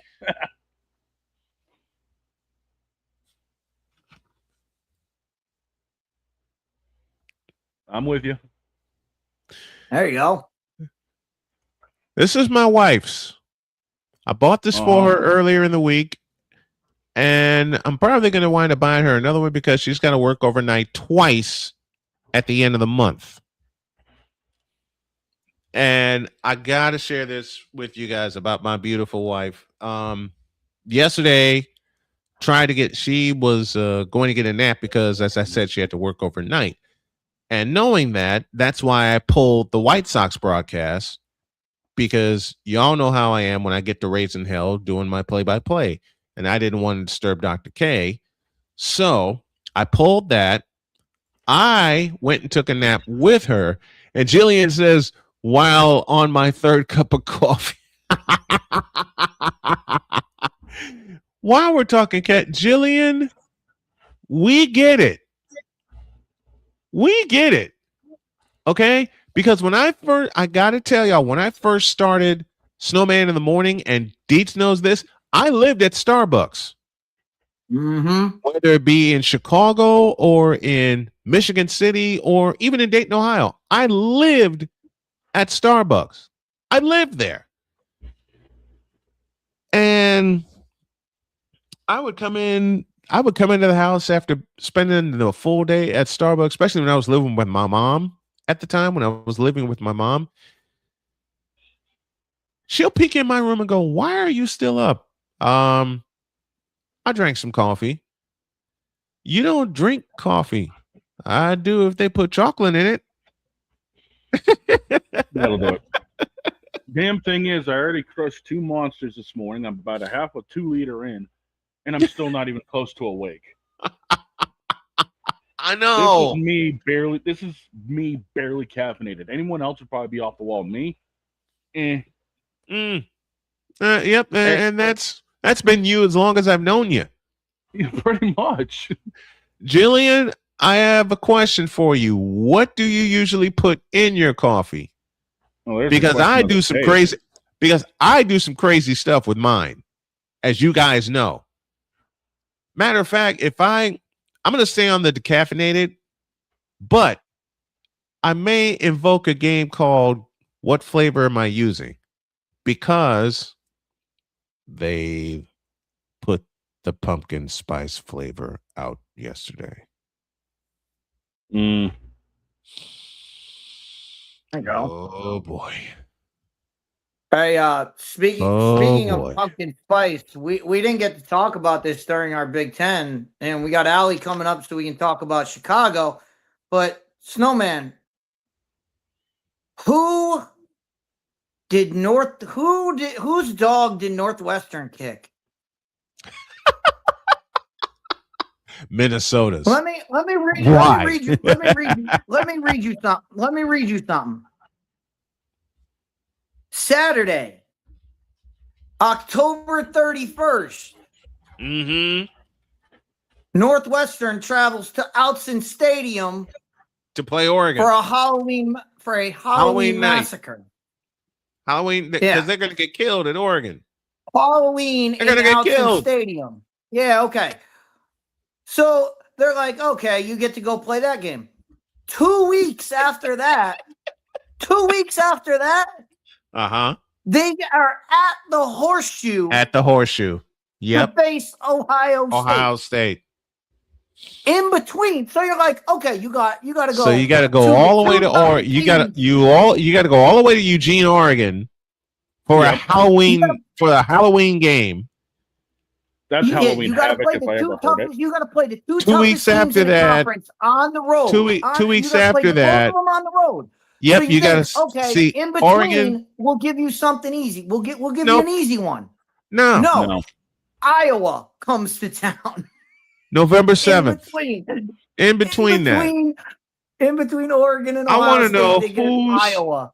I want to know whose Cheerios did North piss in last year, because they weren't supposed to do a damn thing.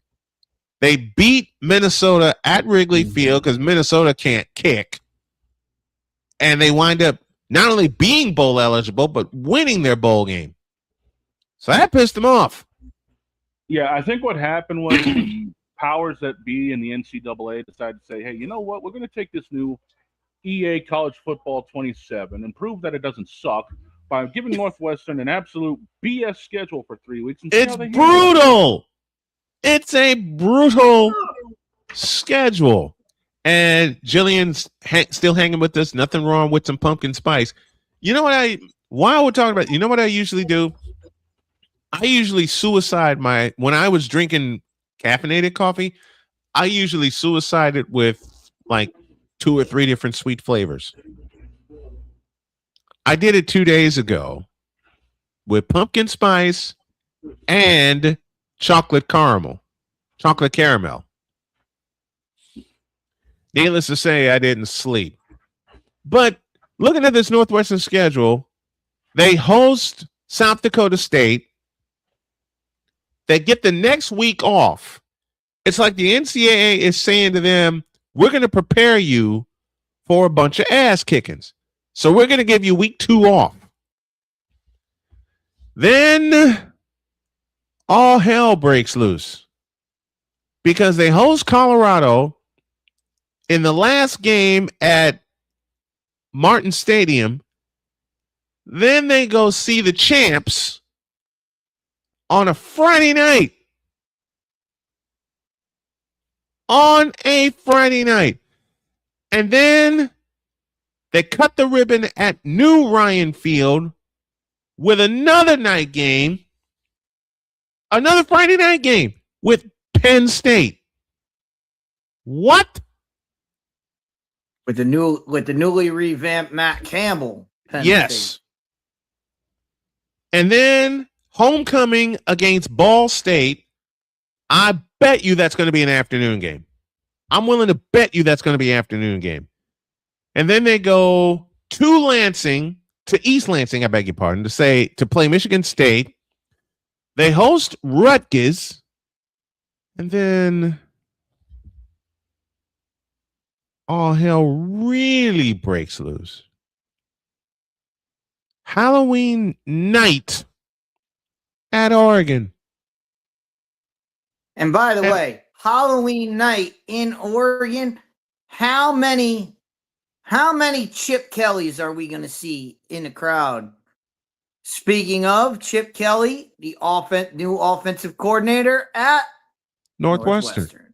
At Northwestern. And then go back to Oregon. And then on November 7th, Dietz and I are going to fight because Iowa visits Northwestern. Iowa. Good old Iowa. I will happily listen. When they get done kicking our ass, I will gladly play the Iowa fight song. I have no problem.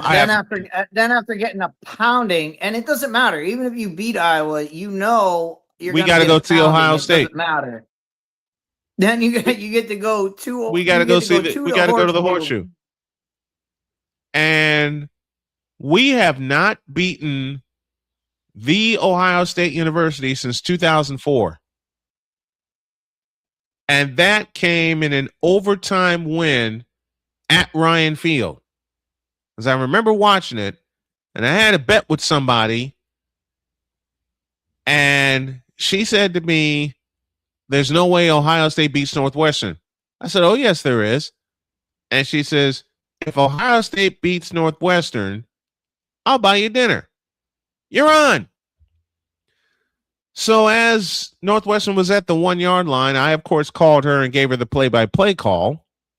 She didn't like me after that because she called back and said, I guess I owe you a dinner.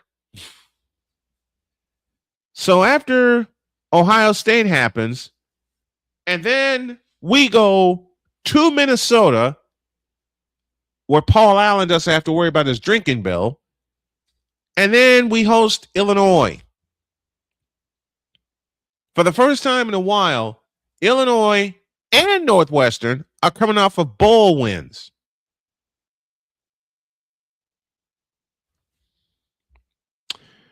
Yikes. Just yikes. See, and Dietz is going to make fun of me come November 7th. I already know this. Dietz is going to let me have it. Every time I try to call a play and call it professionally, he's going to have a dig for me. Of course, he's going to mean it in fun because we all have fun here. But I already know what's going to happen. I was going to march into Ryan, and I hope the opposite happens. I'm a Northwestern fan. I can't help it. But I was going to march into Ryan Field ready for war. We'll see. We got a break. Allison Moran and the token female takeover for our number 3 in a deuce. This is Snowman in the Morning. Here's an important message from the Diabetes Solution Center. Do you like pricking your fingers to test your blood sugar levels? No one does, but it's important to maintain your health. And now, by wearing a small remote device called a continuous glucose monitor, or CGM, you don't need to prick your fingers anymore. It's easy to use and helps you make more accurate diabetes treatment decisions. If you are testing your blood sugar 3 or more times daily, injecting insulin, or using an insulin pump, call the Diabetes Solution Center right now. And if you have Medicare or most major insurance coverage, you may be able to get a new CGM at little to no out-of-pocket cost. Shipping is free, and we'll even bill your insurance company for you. If you are testing your blood sugar 3 or more times daily, injecting insulin, or using an insulin pump, call the Diabetes Solution Center right now to learn how to end the painful finger sticks and get your own continuous glucose monitor, or CGM, at little to no out-of-pocket cost.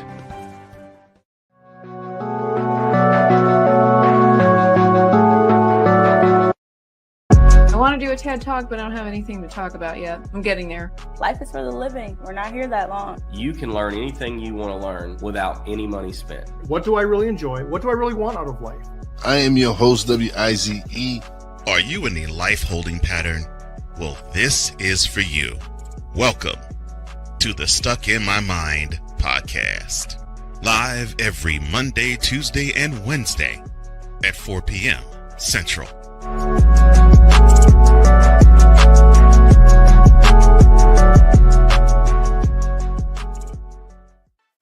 Drew Willingham.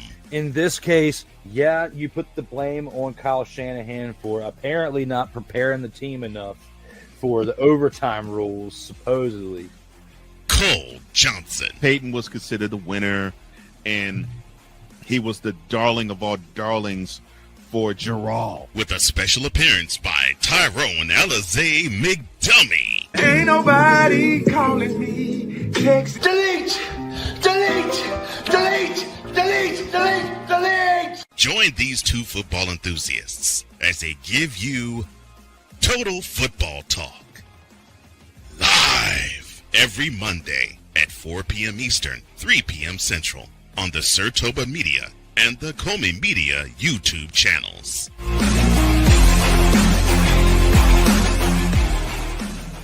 Join the transporter to Hades. Your butt and gut becomes one.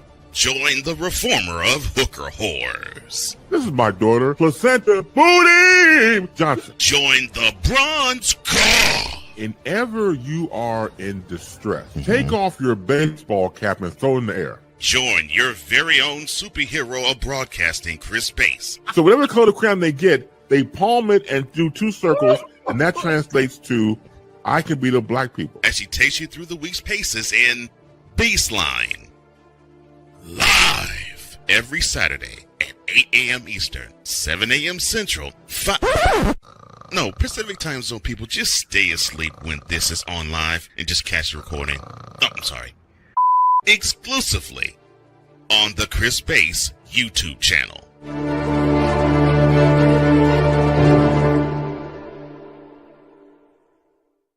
Cause we take this job so serious. I'm on Alarm Island. Give me them cocks! What in the all types of blue hell? This is Snowman in the Morning. Why?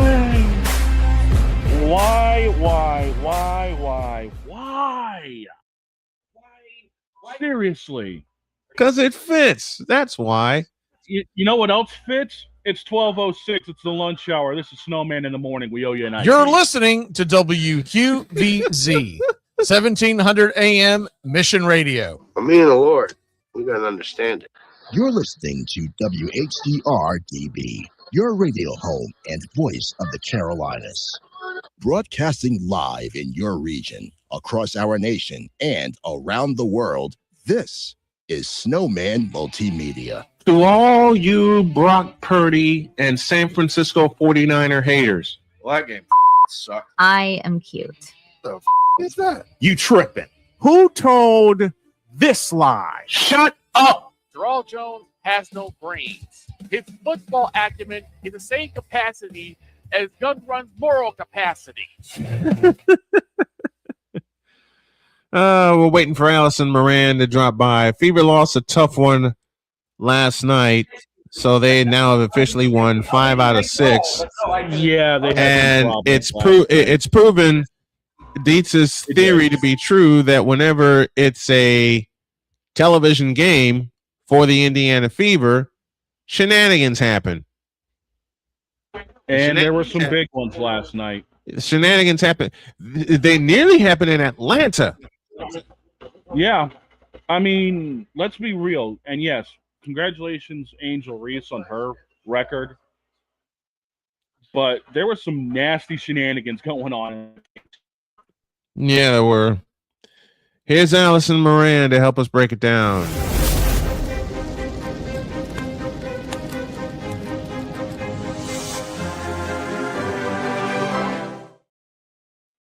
He does indeed set the standard, and in her 4th season with Snowman in the Morning, damn, Allison Moran. I feel old already. How you doing? Happy Friday. Yes, indeed. What's going on, Allie? Doing okay. Doing okay.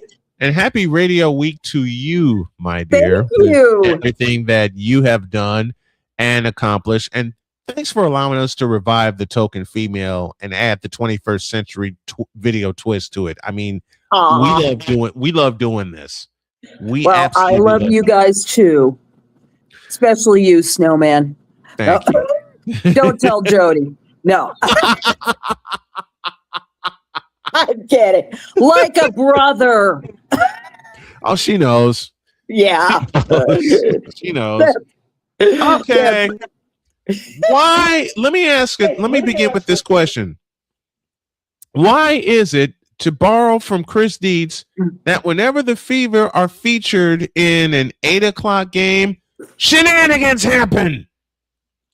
You know, single doggone game this year. I know. Single one. Were you on play-by-play for it? Last night, no. No? Okay. So we can't blame you this time. No, he wasn't on it. But not only is it the 8 o'clock games, it seems like shenanigans hit, but anytime they're on the ABC. Atlanta. Tell me I'm wrong. Come on, you look at these teams. You've got two very fiery, out there individuals on the team, and Angel Reese and Sophie Cunningham.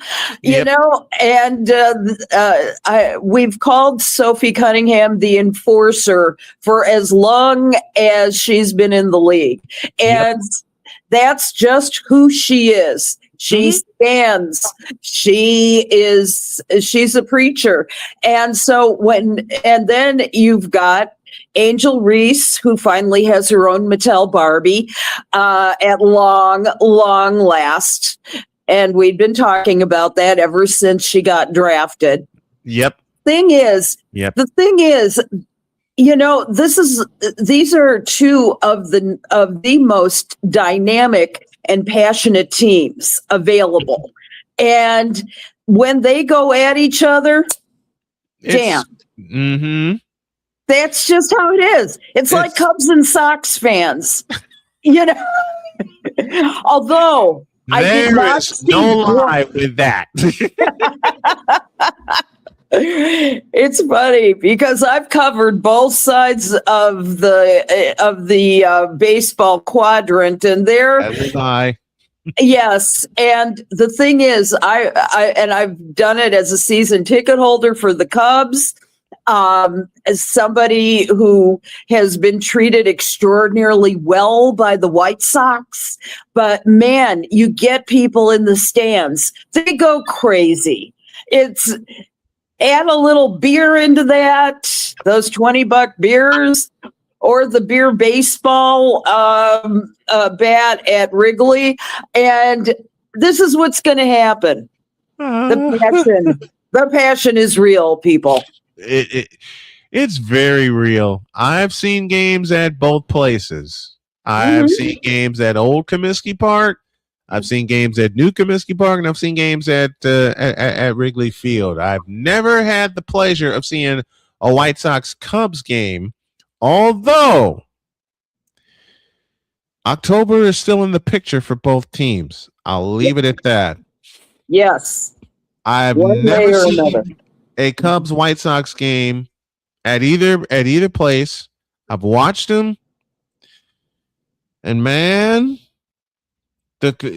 I'll tell you all this story. I was working at Ho Chunk Sports Complex in 2006, and the White Sox and Cubs were playing. It was July 1st, and the Cubs had the lead going into the 9th inning. Note the key capitalized word, had, because they got the first. Ryan Dempster was the closer. They got the first two men out, and at this time, Victor wasn't working with me. I had him in my earpiece, broadcasting the game for me while I'm watching the kids. Then Ross Globe gets on base, Jermaine Dye gets on base, and on a 1-1 pitch, AJ Przinsky smacked one out of the ballpark. I love AJ. I so love AJ. So do I. So what happened? Kids in the concession stand all come flying out at me while Victor is doing play-by-play for this home run, and they tell me AJ just hit a home run. I get a break finally, and I say, update from Wrigley Field. AJ Przinsky, and I paused for a little bit, and everybody was looking, including the kids, and I said, has just hit a 3-run home run. The White Sox fans on my right go ballistic. And I gave the updated score. I said, we're going to the bottom of the 9th. White Sox 8, Cubs 6. And Allie will love this part because I had a bunch of Cub fans to my left that all screamed at the top of their lungs, no!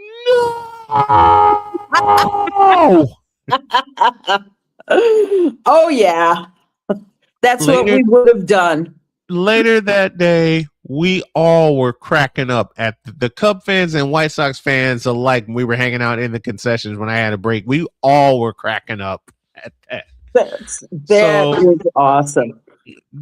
The divide is very real, but if you put a bunch of Cubs and White Sox fans together and there's beer involved, there will be some comedy. I have seen it. If you want comedy, you should see what I've got standing next to me right now. I got a couple of friends doing the Big E New Day dance right now. Oh no, not that. That's why We got a camera on them, maybe. That's gonna be fun. Do they have wait till the new? That's the biggest question. Huh? What's that? I said, but do they have pancakes?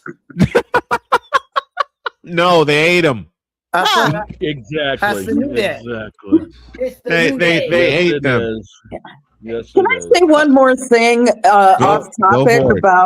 about the what the controversial WNBA games have done for the league? Do you want me to tell you? Go for it.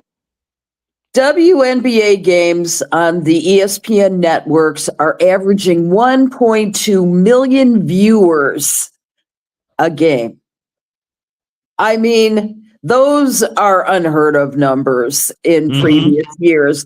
That was half. But look at now, you've got these controversial and fun players and rivalries and personalities that make the game more interesting to watch. So that's part of the reason why it's starting to become showtime, to my mind. And must-see viewing in that regard. So I'm, as long as nobody's drawing blood, right? Or maiming, it's all good. It's creating more of an interest in the league. However, the first time somebody slams their head into the court, I am saying it's got to stop. Yep. There was a game where the Fever played Atlanta, and Dog and I were talking throughout the course of that game, and he even asked me, Jody even asked me, "You going to put the headset on for that one?" Nope. I'm on a boycott. And she says, "Why?" I told her why, and she says, "Good move." But I did peek at that Fever Atlanta game. Once upon a time, Atlanta led by, I think they led by double digits in that game. They led by double digits in that game. Dog gets a hold of me and says, "Here we go again." And I walked away from my desk. I said, "I'm not surprised." And he says, "You should see some of these calls." You don't have to tell me. Angel Reese and Caitlin Clark get together. Shenanigans happen. Yeah. Right? It always happened when the Fever played the Sky, especially the two in Chicago where Caitlin Clark did not play. Yeah. There were still shenanigans. It makes no difference when the Fever and the Sky play. They are the Cubs Sox rivalry of the WNBA. So they are, which I think is great. I look at, you've got with the Sky, they need, and I mean desperately need, some spark. They have 2 games of wins, but they were against the Phoenix Mercury and the Seattle Storm. And if you can't beat them, you got nothing, baby. It's true though. It is very, very true. We went to overtime the first time we played Chicago in what was a terrific game. Seattle stretched us to the limit, and then Caitlin Clark buried a 3 to basically win the game. They won by 3, 110-107. So the biggest fears that we have talked about are happening in Kathy Engelbert's eyes. The Fever won 5 out of 6. They're sitting in 3rd in the standings. They're floating between 3rd and 4th. They're in front of Las Vegas. And then there's the thought, the what if thought from last year is, what if they hadn't called that ghost foul on Aaliyah Boston in game 5? Yeah. In Vegas. And that occurred at the end of regulation. And my stance is, they don't call that foul. Indiana sneaks out of there and wins the series the same way they did against Atlanta. It certainly is possible. You know, you can debate the what ifs. Watch out right now. You got to watch out right now. The league's biggest nightmare is about to happen. If you get Minnesota, Indiana. Yeah. If you get Minnesota versus Indiana in the finals, and get who are they going to push? Are they going to push Caitlin Clark? Are they going to push Olivia Miles? Collier? Because guess what? The league office hates both of them. Mm-hmm. Yeah, the league office hates Nafisa Collier because of she got the ball rolling. She got the ball rolling last year by throwing Kathy Engelberg under the bus. We all know they already hate Caitlin Clark. So the biggest nightmare would be if it's Lynx Fever in a finals. If it's Lynx Fever, wait a minute. Let's add to that. If it's Lynx Fever in the finals and it goes the distance, I say ratings are through the roof. Oh yeah, I say that. If they meet in any playoff series, their ratings are going to be through the roof. If they play for the World Championship, oh my heavens, the numbers are going to be stupid. Yes. Because, like Dietz said, first of all, who are they going to push? Who are they going to And I'll add a word to Dietz's question. Who are they going to reluctantly push? Who are they going to reluctantly push? Yeah, because if you remember last year, they're going to have no one to promote. They're going to have no one to promote the game. Right? How are they going to do? Both star players. Both star players. Yep. They hate them. And it could come down to that because Indiana's fighting their stride. They are one of the highest scoring teams in the league. They have the most 100-point games this season. They've done a hell of a lot better playing as a team. You know, with all. Dietz said it earlier in the week. All the controversy now is floated towards Sophie Cunningham, so Caitlin Clark can just play ball, and they have gotten their act together. They've won 5 out of 6. You got Minnesota, who's just blowing people away, sitting at the top of the league right now, and not many people expected it. No, let me change that. Very few people expected it because of the injury to Nafisa Collier. Then Olivia Miles shows up. And we can have a collision course between Minnesota and Indiana, 2 teams the league does not want to see in the finals, let alone a playoff series. You know, and speaking of Minnesota and Olivia Miles, how's Dallas? How's Dallas feeling right now? Like, I bet they're glad they've got the 3-point champion on their team. Oh wait, she's done. Oh wait, she's injured, out for the year. Yeah, how sad. And what's more, because AZ Fudd and Paige Beckers are a couple as well, they're going to have. Paige is possibly going to be fairly distracted taking care of her, of her significant other. So, you know, but you know what Paige will say is, on the court, I'm just on the court. I will play for AZ. I will make sure that the game gets its due, but at the same time, when your partner's sick, as my boyfriend was last week, that's a concentration. Yep. We spent the entire weekend in the hospital. I just called it an interesting place to have a date. But listen. Yeah, but the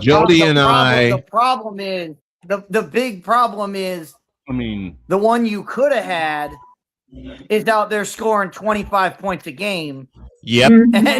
And carrying the Minnesota Lynx right now. Yep. I mean, you could have had that on your team. Yeah. I mean, some hospitals have decent cafeteria food. So I mean, you know, I cannot tell you how many date nights Jody and I have had in as many trips as I've paid to the hospital in the last 5 years. Because as long as we do it together, right? Exactly. Exactly. When I came out of surgery, I saw my wife and I saw my in-laws, and my brain said, "Okay, we can go to sleep." Went to sleep. Woke up the next day. One of the first questions out of my wife's mouth: "Are you hungry?" Yes. Yep. I had to go a full 24 hours without eating, and my body was mad at me. I'll bet. But in all seriousness, we had to ease back into that because I just had 5 organs taken out of me. But Jody joked around, "Are you hungry?" Yes. What would you like to eat? Yes. The running joke here on the program. Asking people our size if we're hungry. What the hell? Oh, Jody knows my appetite. Yeah. Jody knows my appetite. And you know what's even more fun is some of the stuff that she cooks up and we cook up during football season. Because she'll ask me, "What do you want?" And I do this to her all the time, and I make her laugh every time. "What do you want for a snack?" Yes. That's right. That's I mean, you want to talk about food like that? I just randomly threw something together a couple of days ago. I'm chilling here with some friends. How about some Mexican and teriyaki flavored sloppy joes? You know what? Stop it. Stop it. I gotta tell you, completely wiped out in the night. I gotta tell you, the staff at Endeavor Elmhurst was fantastic. Greg was on a liquid diet, literally IVs for 4 days, and when the Crohn's attacks are no joke. They're very difficult, and he hadn't had one in many years, but things happen. I had a friend of mine that I got really close to who had Crohn's pass away a while back. So dear God. I'm so sorry. It's not an easy disease to manage, especially when food is, the staff of life, and you just can't. You can't believe how much management there is in what you do for it. But learned a lot with his, with what he's had to do for that. It's inspiring, and he's doing just fine now. Lost about 8 pounds in the hospital, and went down to 200 for the first time, and I don't know when. He's usually stayed between 210 and like 215, and it was unbelievable. I frightened the daylights out of my wife when we had just come home, and a few days after that, I stepped on the scale. My legs were wobbly, and it read 208. Wow! Frightened the daylights out of me. Because you're a tall guy. 6'5". Yeah, that's like waif-like for you. That's Reggie. Yeah. Everybody will get this one. That's like Reggie Miller, like for me, because he was 6'7" and 180. My mother said, "You need to get down to 180." Mom, do you see how tall I am? I am 6 feet 5 inches tall. How the hell am I going to look at 180 pounds? That's like emaciated. And I said, that's like Reggie Miller. She says, "What's wrong with that? People will think I'm smoking." And I haven't smoked a day in my life. I mean, come on here, boss. You and I are about an inch difference. So, I mean, obviously we can carry the big frames. I've been carrying a big frame all my life. I'm at 260. I was going to say, last time I saw 200 pounds, I was in high school and 6'2". Man. Same. It was my sophomore year. I grew from 5'7" to 6'1" and just crossed 200 pounds. That's the last time out before all hell broke loose with my cancer and I got down to 208. That's the last time I was when I went away to school. when I graduated, I was 6'4" and 215. Wow. Yeah. Then Hey, I was 6. Yep. I went away to school, and the dorm food happened. I was 6'4", 200 when I graduated. I was Wow. 215 when I went away to school.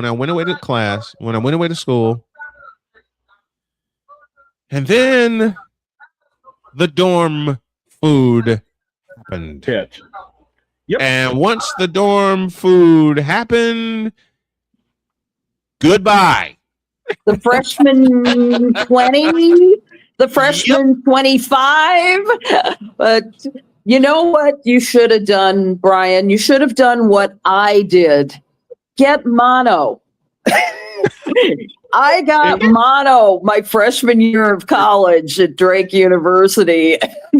I lost like, I don't know, 35 or 40 pounds, something like that. My roommate got mono. Oh, all I did was get a horrible case of the flu. Yeah. And I stayed in bed. I stayed in bed for a week. And it was the same week they had not only a basketball game going on, but it was towards spring, so they're warming up for baseball, of course. And I got a phone call saying, "Can you do public address for our baseball game?" I responded, and they heard half of my voice, and they said, "Never mind. We'll call you tomorrow." Yep. By the way, it wasn't the freshman 15, it was the freshman yes. Yes. The freshman what? I couldn't hear that. Freshman yes. Yeah. The freshman yes. Yes. Because I saw and ate nearly everything. Because as long as you have, the rule was, as long as you have an ID and it works, have at it. Here's the story. I once saw the training tables at Drake's football team and what they had to eat. And I knew the director of food services, and I said to her, you know, those portions are just damn huge. Can I get something like that? And she's like, "Oh, Allison. Oh, Allie. No. You have to understand, this is a regimented diet specifically designed for the football team." Like, yes. Why don't they win more games? It's right. Been there, done that. Same here. Yeah. I've seen the training tables for different sports. Mm-hmm. I've also seen Allie can confirm this. I've also seen the training tables for the media that they put out there. Mm-hmm. Yes, they are good. Mostly, they are very good. Yeah, I tell you this one. I had to drive to University of Northern Iowa for a Chicago State game at Northern Cedar Iowa. Rapids. Yep. Mm-hmm. Best friend lives there. Hi, Jeanette. I'm like, how am I going to get there? This is when you printed out maps. This is when you printed out maps. Yeah. I'm driving, and a friend of mine before I left said, "Just look for the Unidome. You'll be in the area." And doggone it if I didn't see it. I was in the area. Yep. And I got there. I got into the student center because someone let me into the student center because the McLeod Center floor was not that far away. What do you think I did when I finally sat down? I went to sleep. I knocked out. Good. I knocked out. And Dietz will enjoy this one. I didn't hear a thing until the then voice of the University of Northern Iowa and the great Gary Rima said, and I quote, "I'm looking for the voice of Chicago State basketball." And I sat straight up. I I straightened up my tie, and I walked up to him and I said, "You're looking at him." He and I have been friends ever since. I love that. And then the food came out. And when I say the food came out, there were subs that were like that. And those are the small ones. I'm not going to mention, and Allie knows this from covering the sky with me, I'm not going to mention how much pizza they put out there. Yeah. I'm not going to mention how much caffeine they put out there. I mean, enough. They stacked the caffeine on top of each other. Hmm? And then there's the sugar table. Yeah. If anybody has worked a game, you know what the sugar table is. And the sugar table lasts until the end of halftime. Because there will be people snatching everything off of the sugar table before the second half of the game. That's so crazy. Lord knows we've done that. Yes. Allison Moran with us on this fabulous Friday edition of Snowman in the Morning. Well, talking training tables for the media and also talking WNBA and its worst nightmare possibly happening. You're talking about the transgender issues at this point, which they have not addressed. Yes, nope. you have up to 4 individuals, 4 washed up male NBA players declaring for the 2027 WNBA draft. Yes. Yeah. Allie, I don't know if you saw the show last week.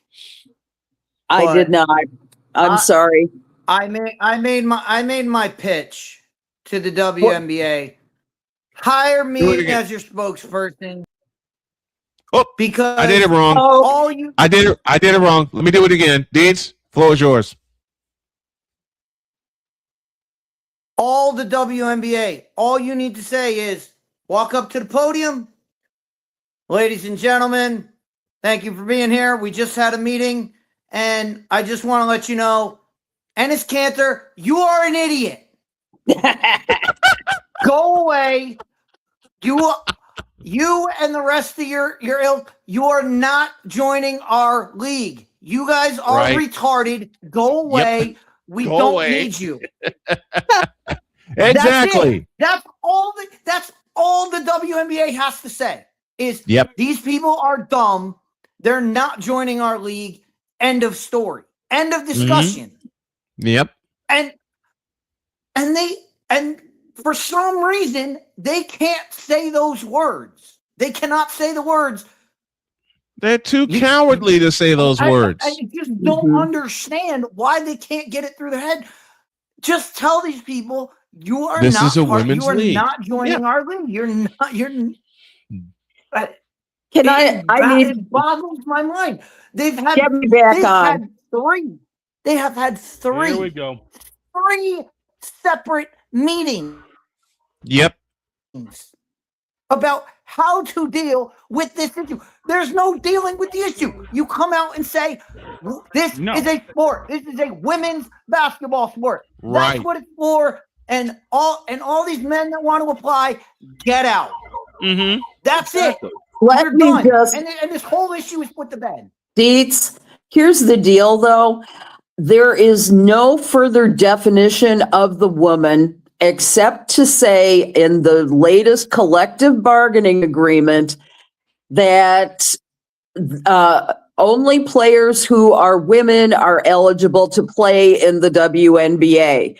Now, it doesn't say that they are transgendered into it. It doesn't say that they do not define a woman as having any biological set of attributes. So the thing is that technically, Enos Cantor, as much as I do not wish him to do this, he has, I believe that him, Royce White, name I can say Royce really, White.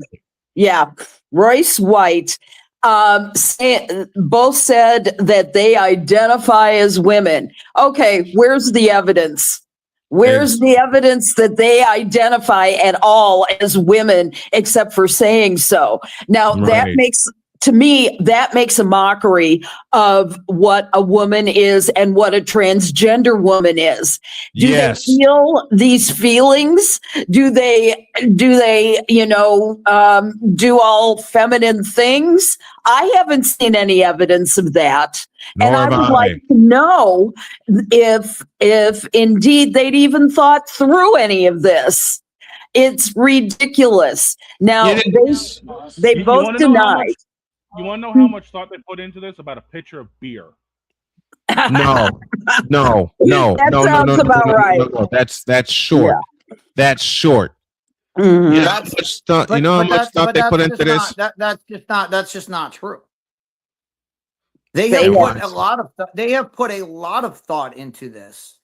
Do you think so? I mean, really, Dietz? I don't.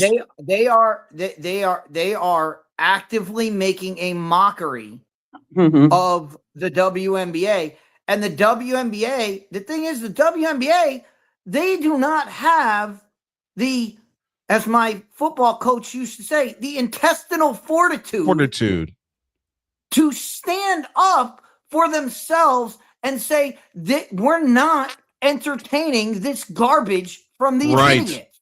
Right. Yeah, that's what needs to be said. That's the league needs to say. We're not entertaining these people. These people, we're not even dealing with them. We're going to deal with the issues that we're going to present. And they need to come out and formally say, this is what our league stands for. These are the people this is how you join our league, and this is how you go through it. And if they want to say, hey, if they want to go the Olympic route of biological women or all the other sports leagues that have done this, right? They can go. That's the easy way to do it. But the easiest way to do this is just shoot them down right away, tap them take them out at the knees, and move on, and move on, and start the process of saying, this is how these are the steps a transgendered person needs to do before they are put into our league, because our league is for women. And you need to say that outright. They got to be specific. They got to be specific. They absolutely, and Dietz, you're absolutely. They have to be absolutely specific on the requirements. Dietz uses a word all the time in college football. What are the requirements? I know requirements is not the word. Criteria. What is the That's criteria? the word I'm looking for. Criteria.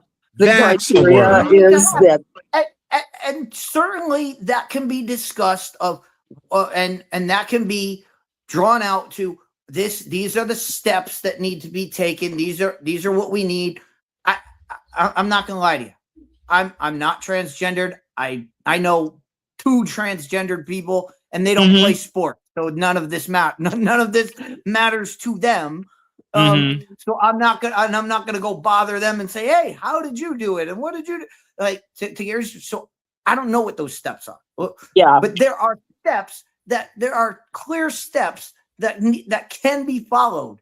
And the WNBA needs to stop worrying. They need to identify them. About what their perception's going to be online, what the people in one fringe campaign are going to say, because as I've been saying over and over again, the 95% of people do not give a crap about any of this. They don't care. They do not care.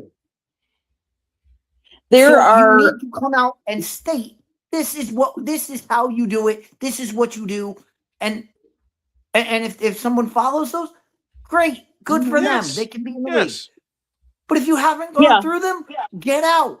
Leave us alone. Can I break in here? Go ahead. Okay, so right now, what Kathy Engelbert did, what she has done so far, is she created a task force of WNBA team presidents and general managers. They're convening a meeting to discuss about this, and so the conversation is going to be ongoing, I think, for a while, as demonstrations have broken out on both sides, particularly at Indiana Fever games, because of what Sophie Cunningham said. And meanwhile, Sophie's gear is selling out like crazy because of it. Yeah. Well, she found the way.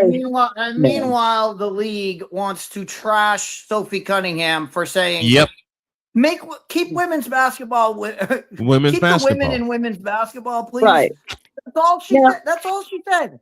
Now I get it.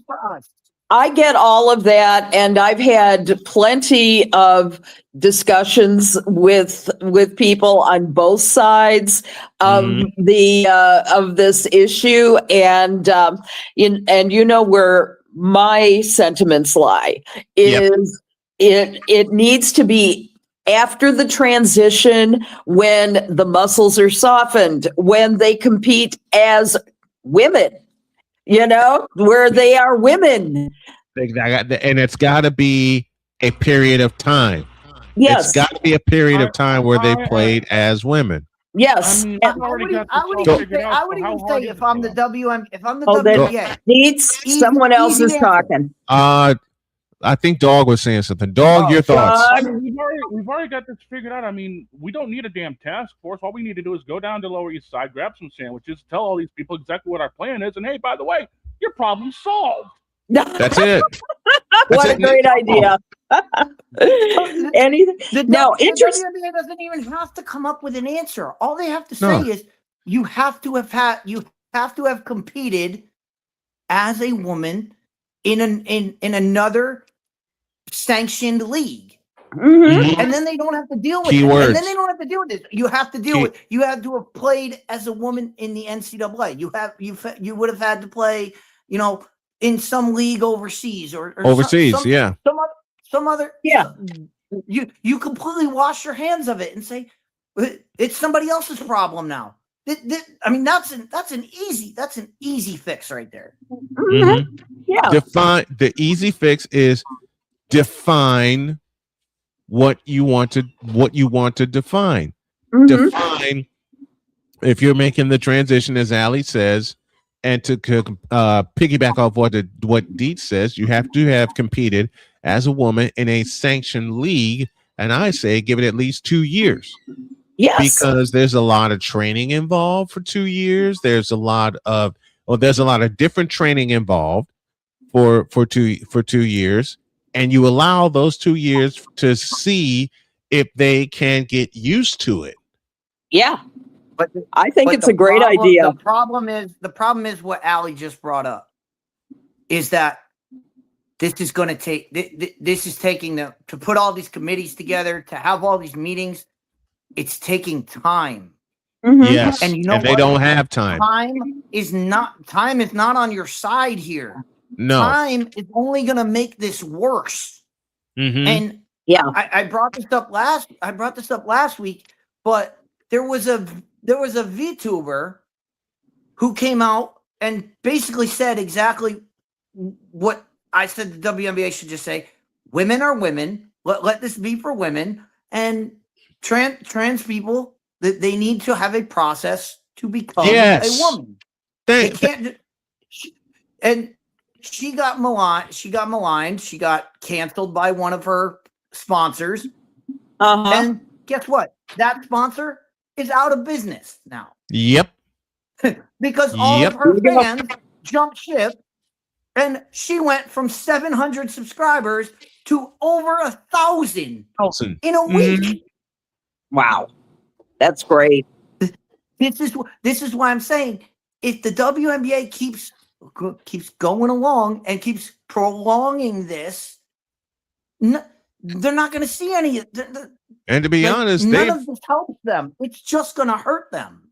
And to be honest, they've prolonged this for entirely too long.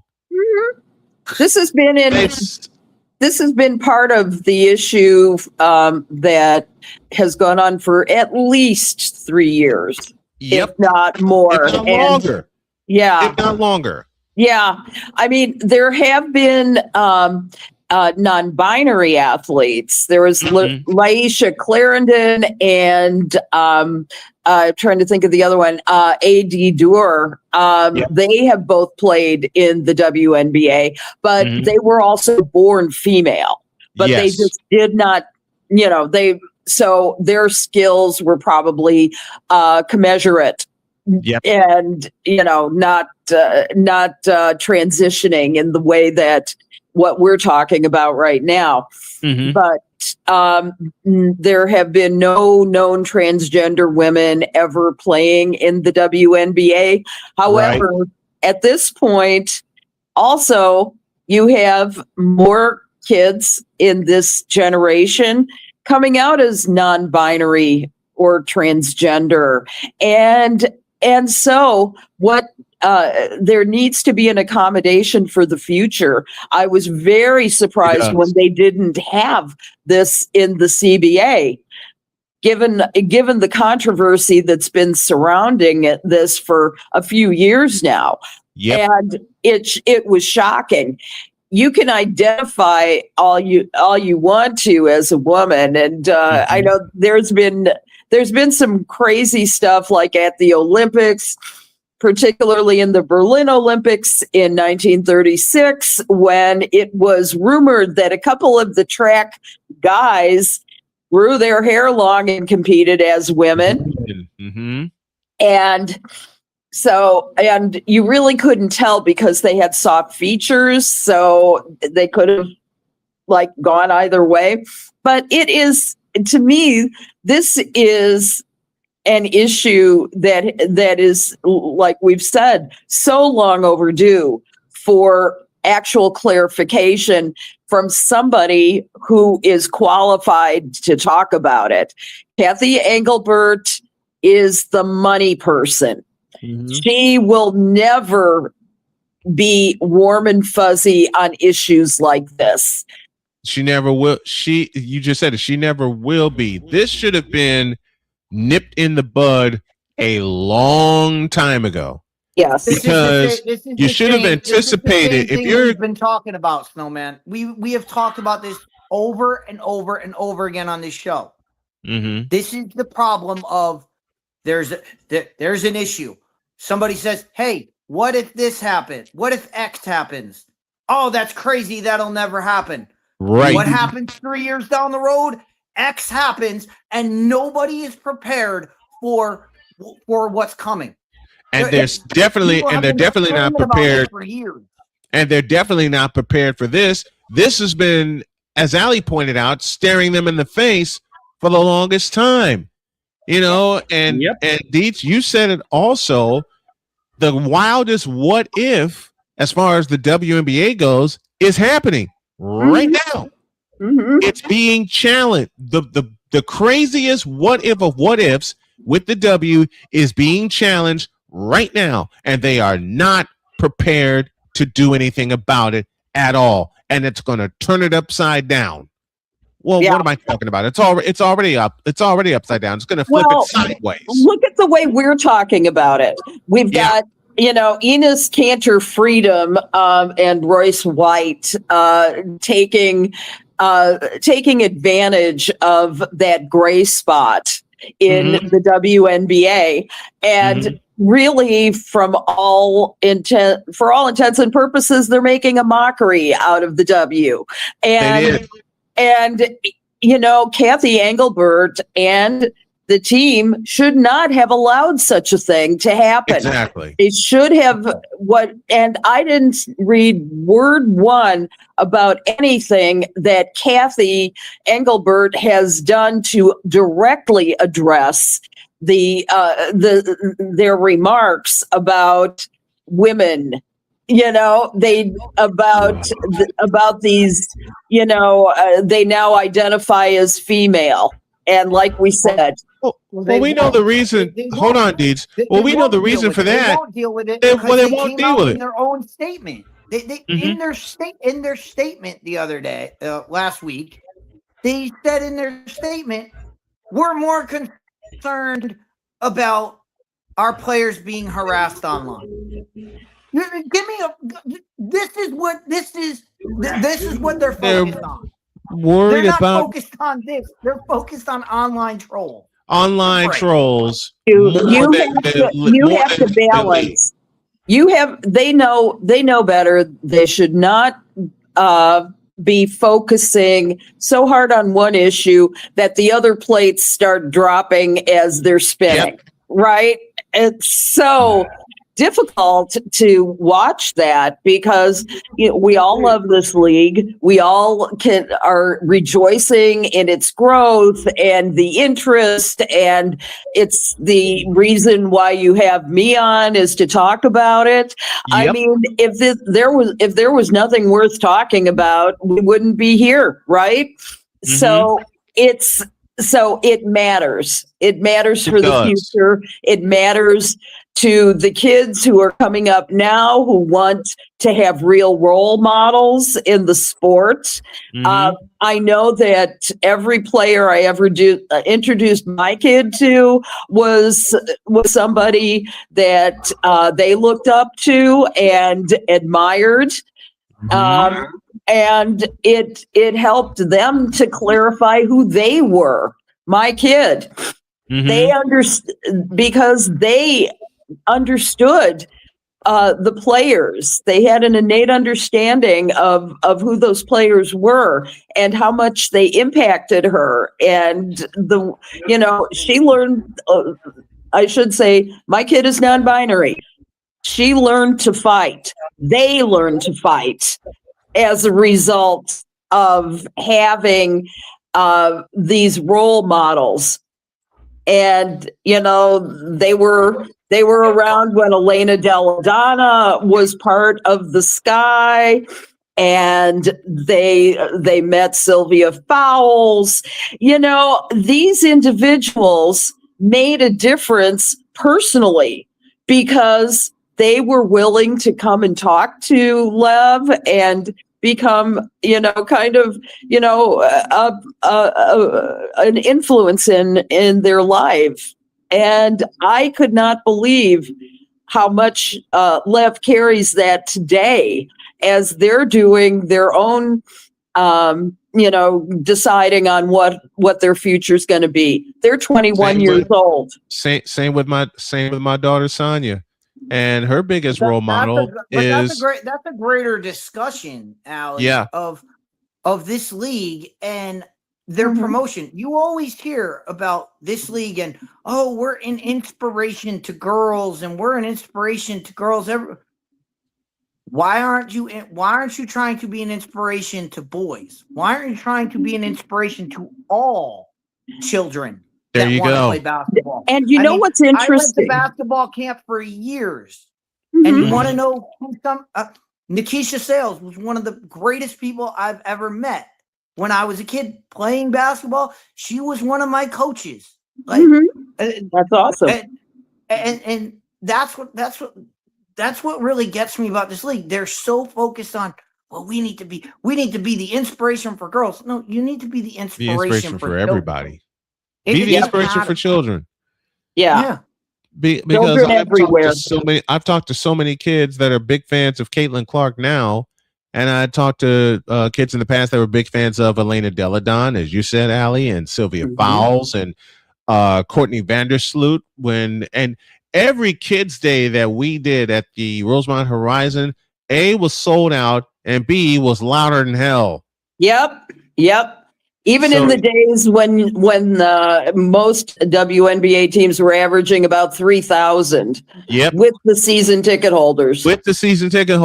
I mean, Chicago actually set that stand. Well, the Sparks set the standard first because they were selling out the Forum, and then the Liberty followed. The three teams that set the standard as far as attendance goes in their arena: the Houston Comets, the New York Liberty, and the Los Angeles Sparks. The Sparks were selling out the Forum, Liberty was selling out MSG, and the Comets were selling out the old Summit in Houston.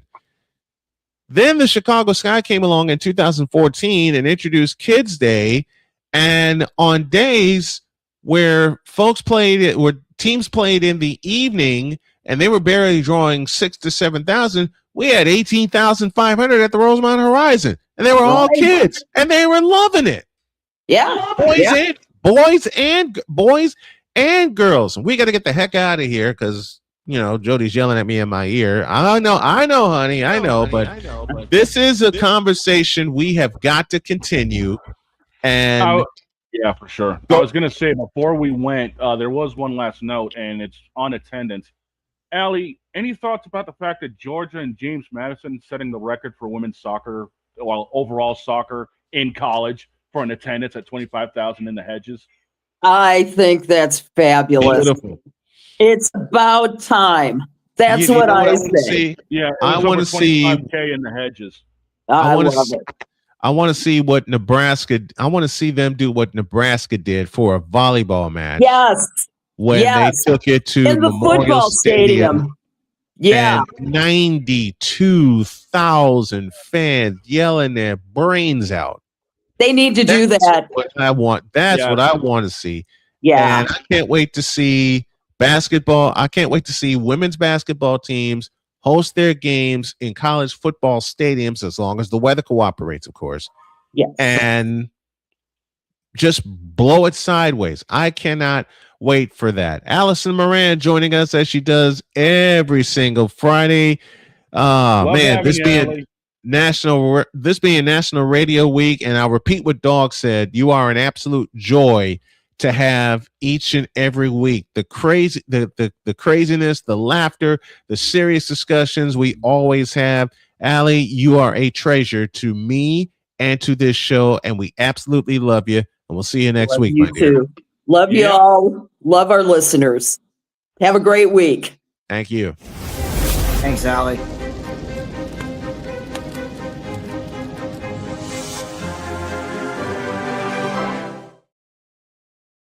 Now, before we get out of here, there is some breaking news. Stupid University is adding a new class, Business Practice 101, taught by Kathy Engelbert, Associate Professor Vince McMahon. Shut up. Shut up. Shut up. Shut up. Shut up. Shut up. Now we can get out of here. I let this cat out of the bag in the pre-show meeting. I'll let it out here. Beginning September 8th, we will join Under the Hood with J Hood's network. So yeah, nice. we're growing. And to those of you who say we don't grow, watch this. Have a great weekend. God bless. Remember to make your next move your best move. And always remember, if your dreams don't scare you, they're simply not big enough. Dream big, do bigger. Take a look at us. You can do it too. So long, everybody. Yep.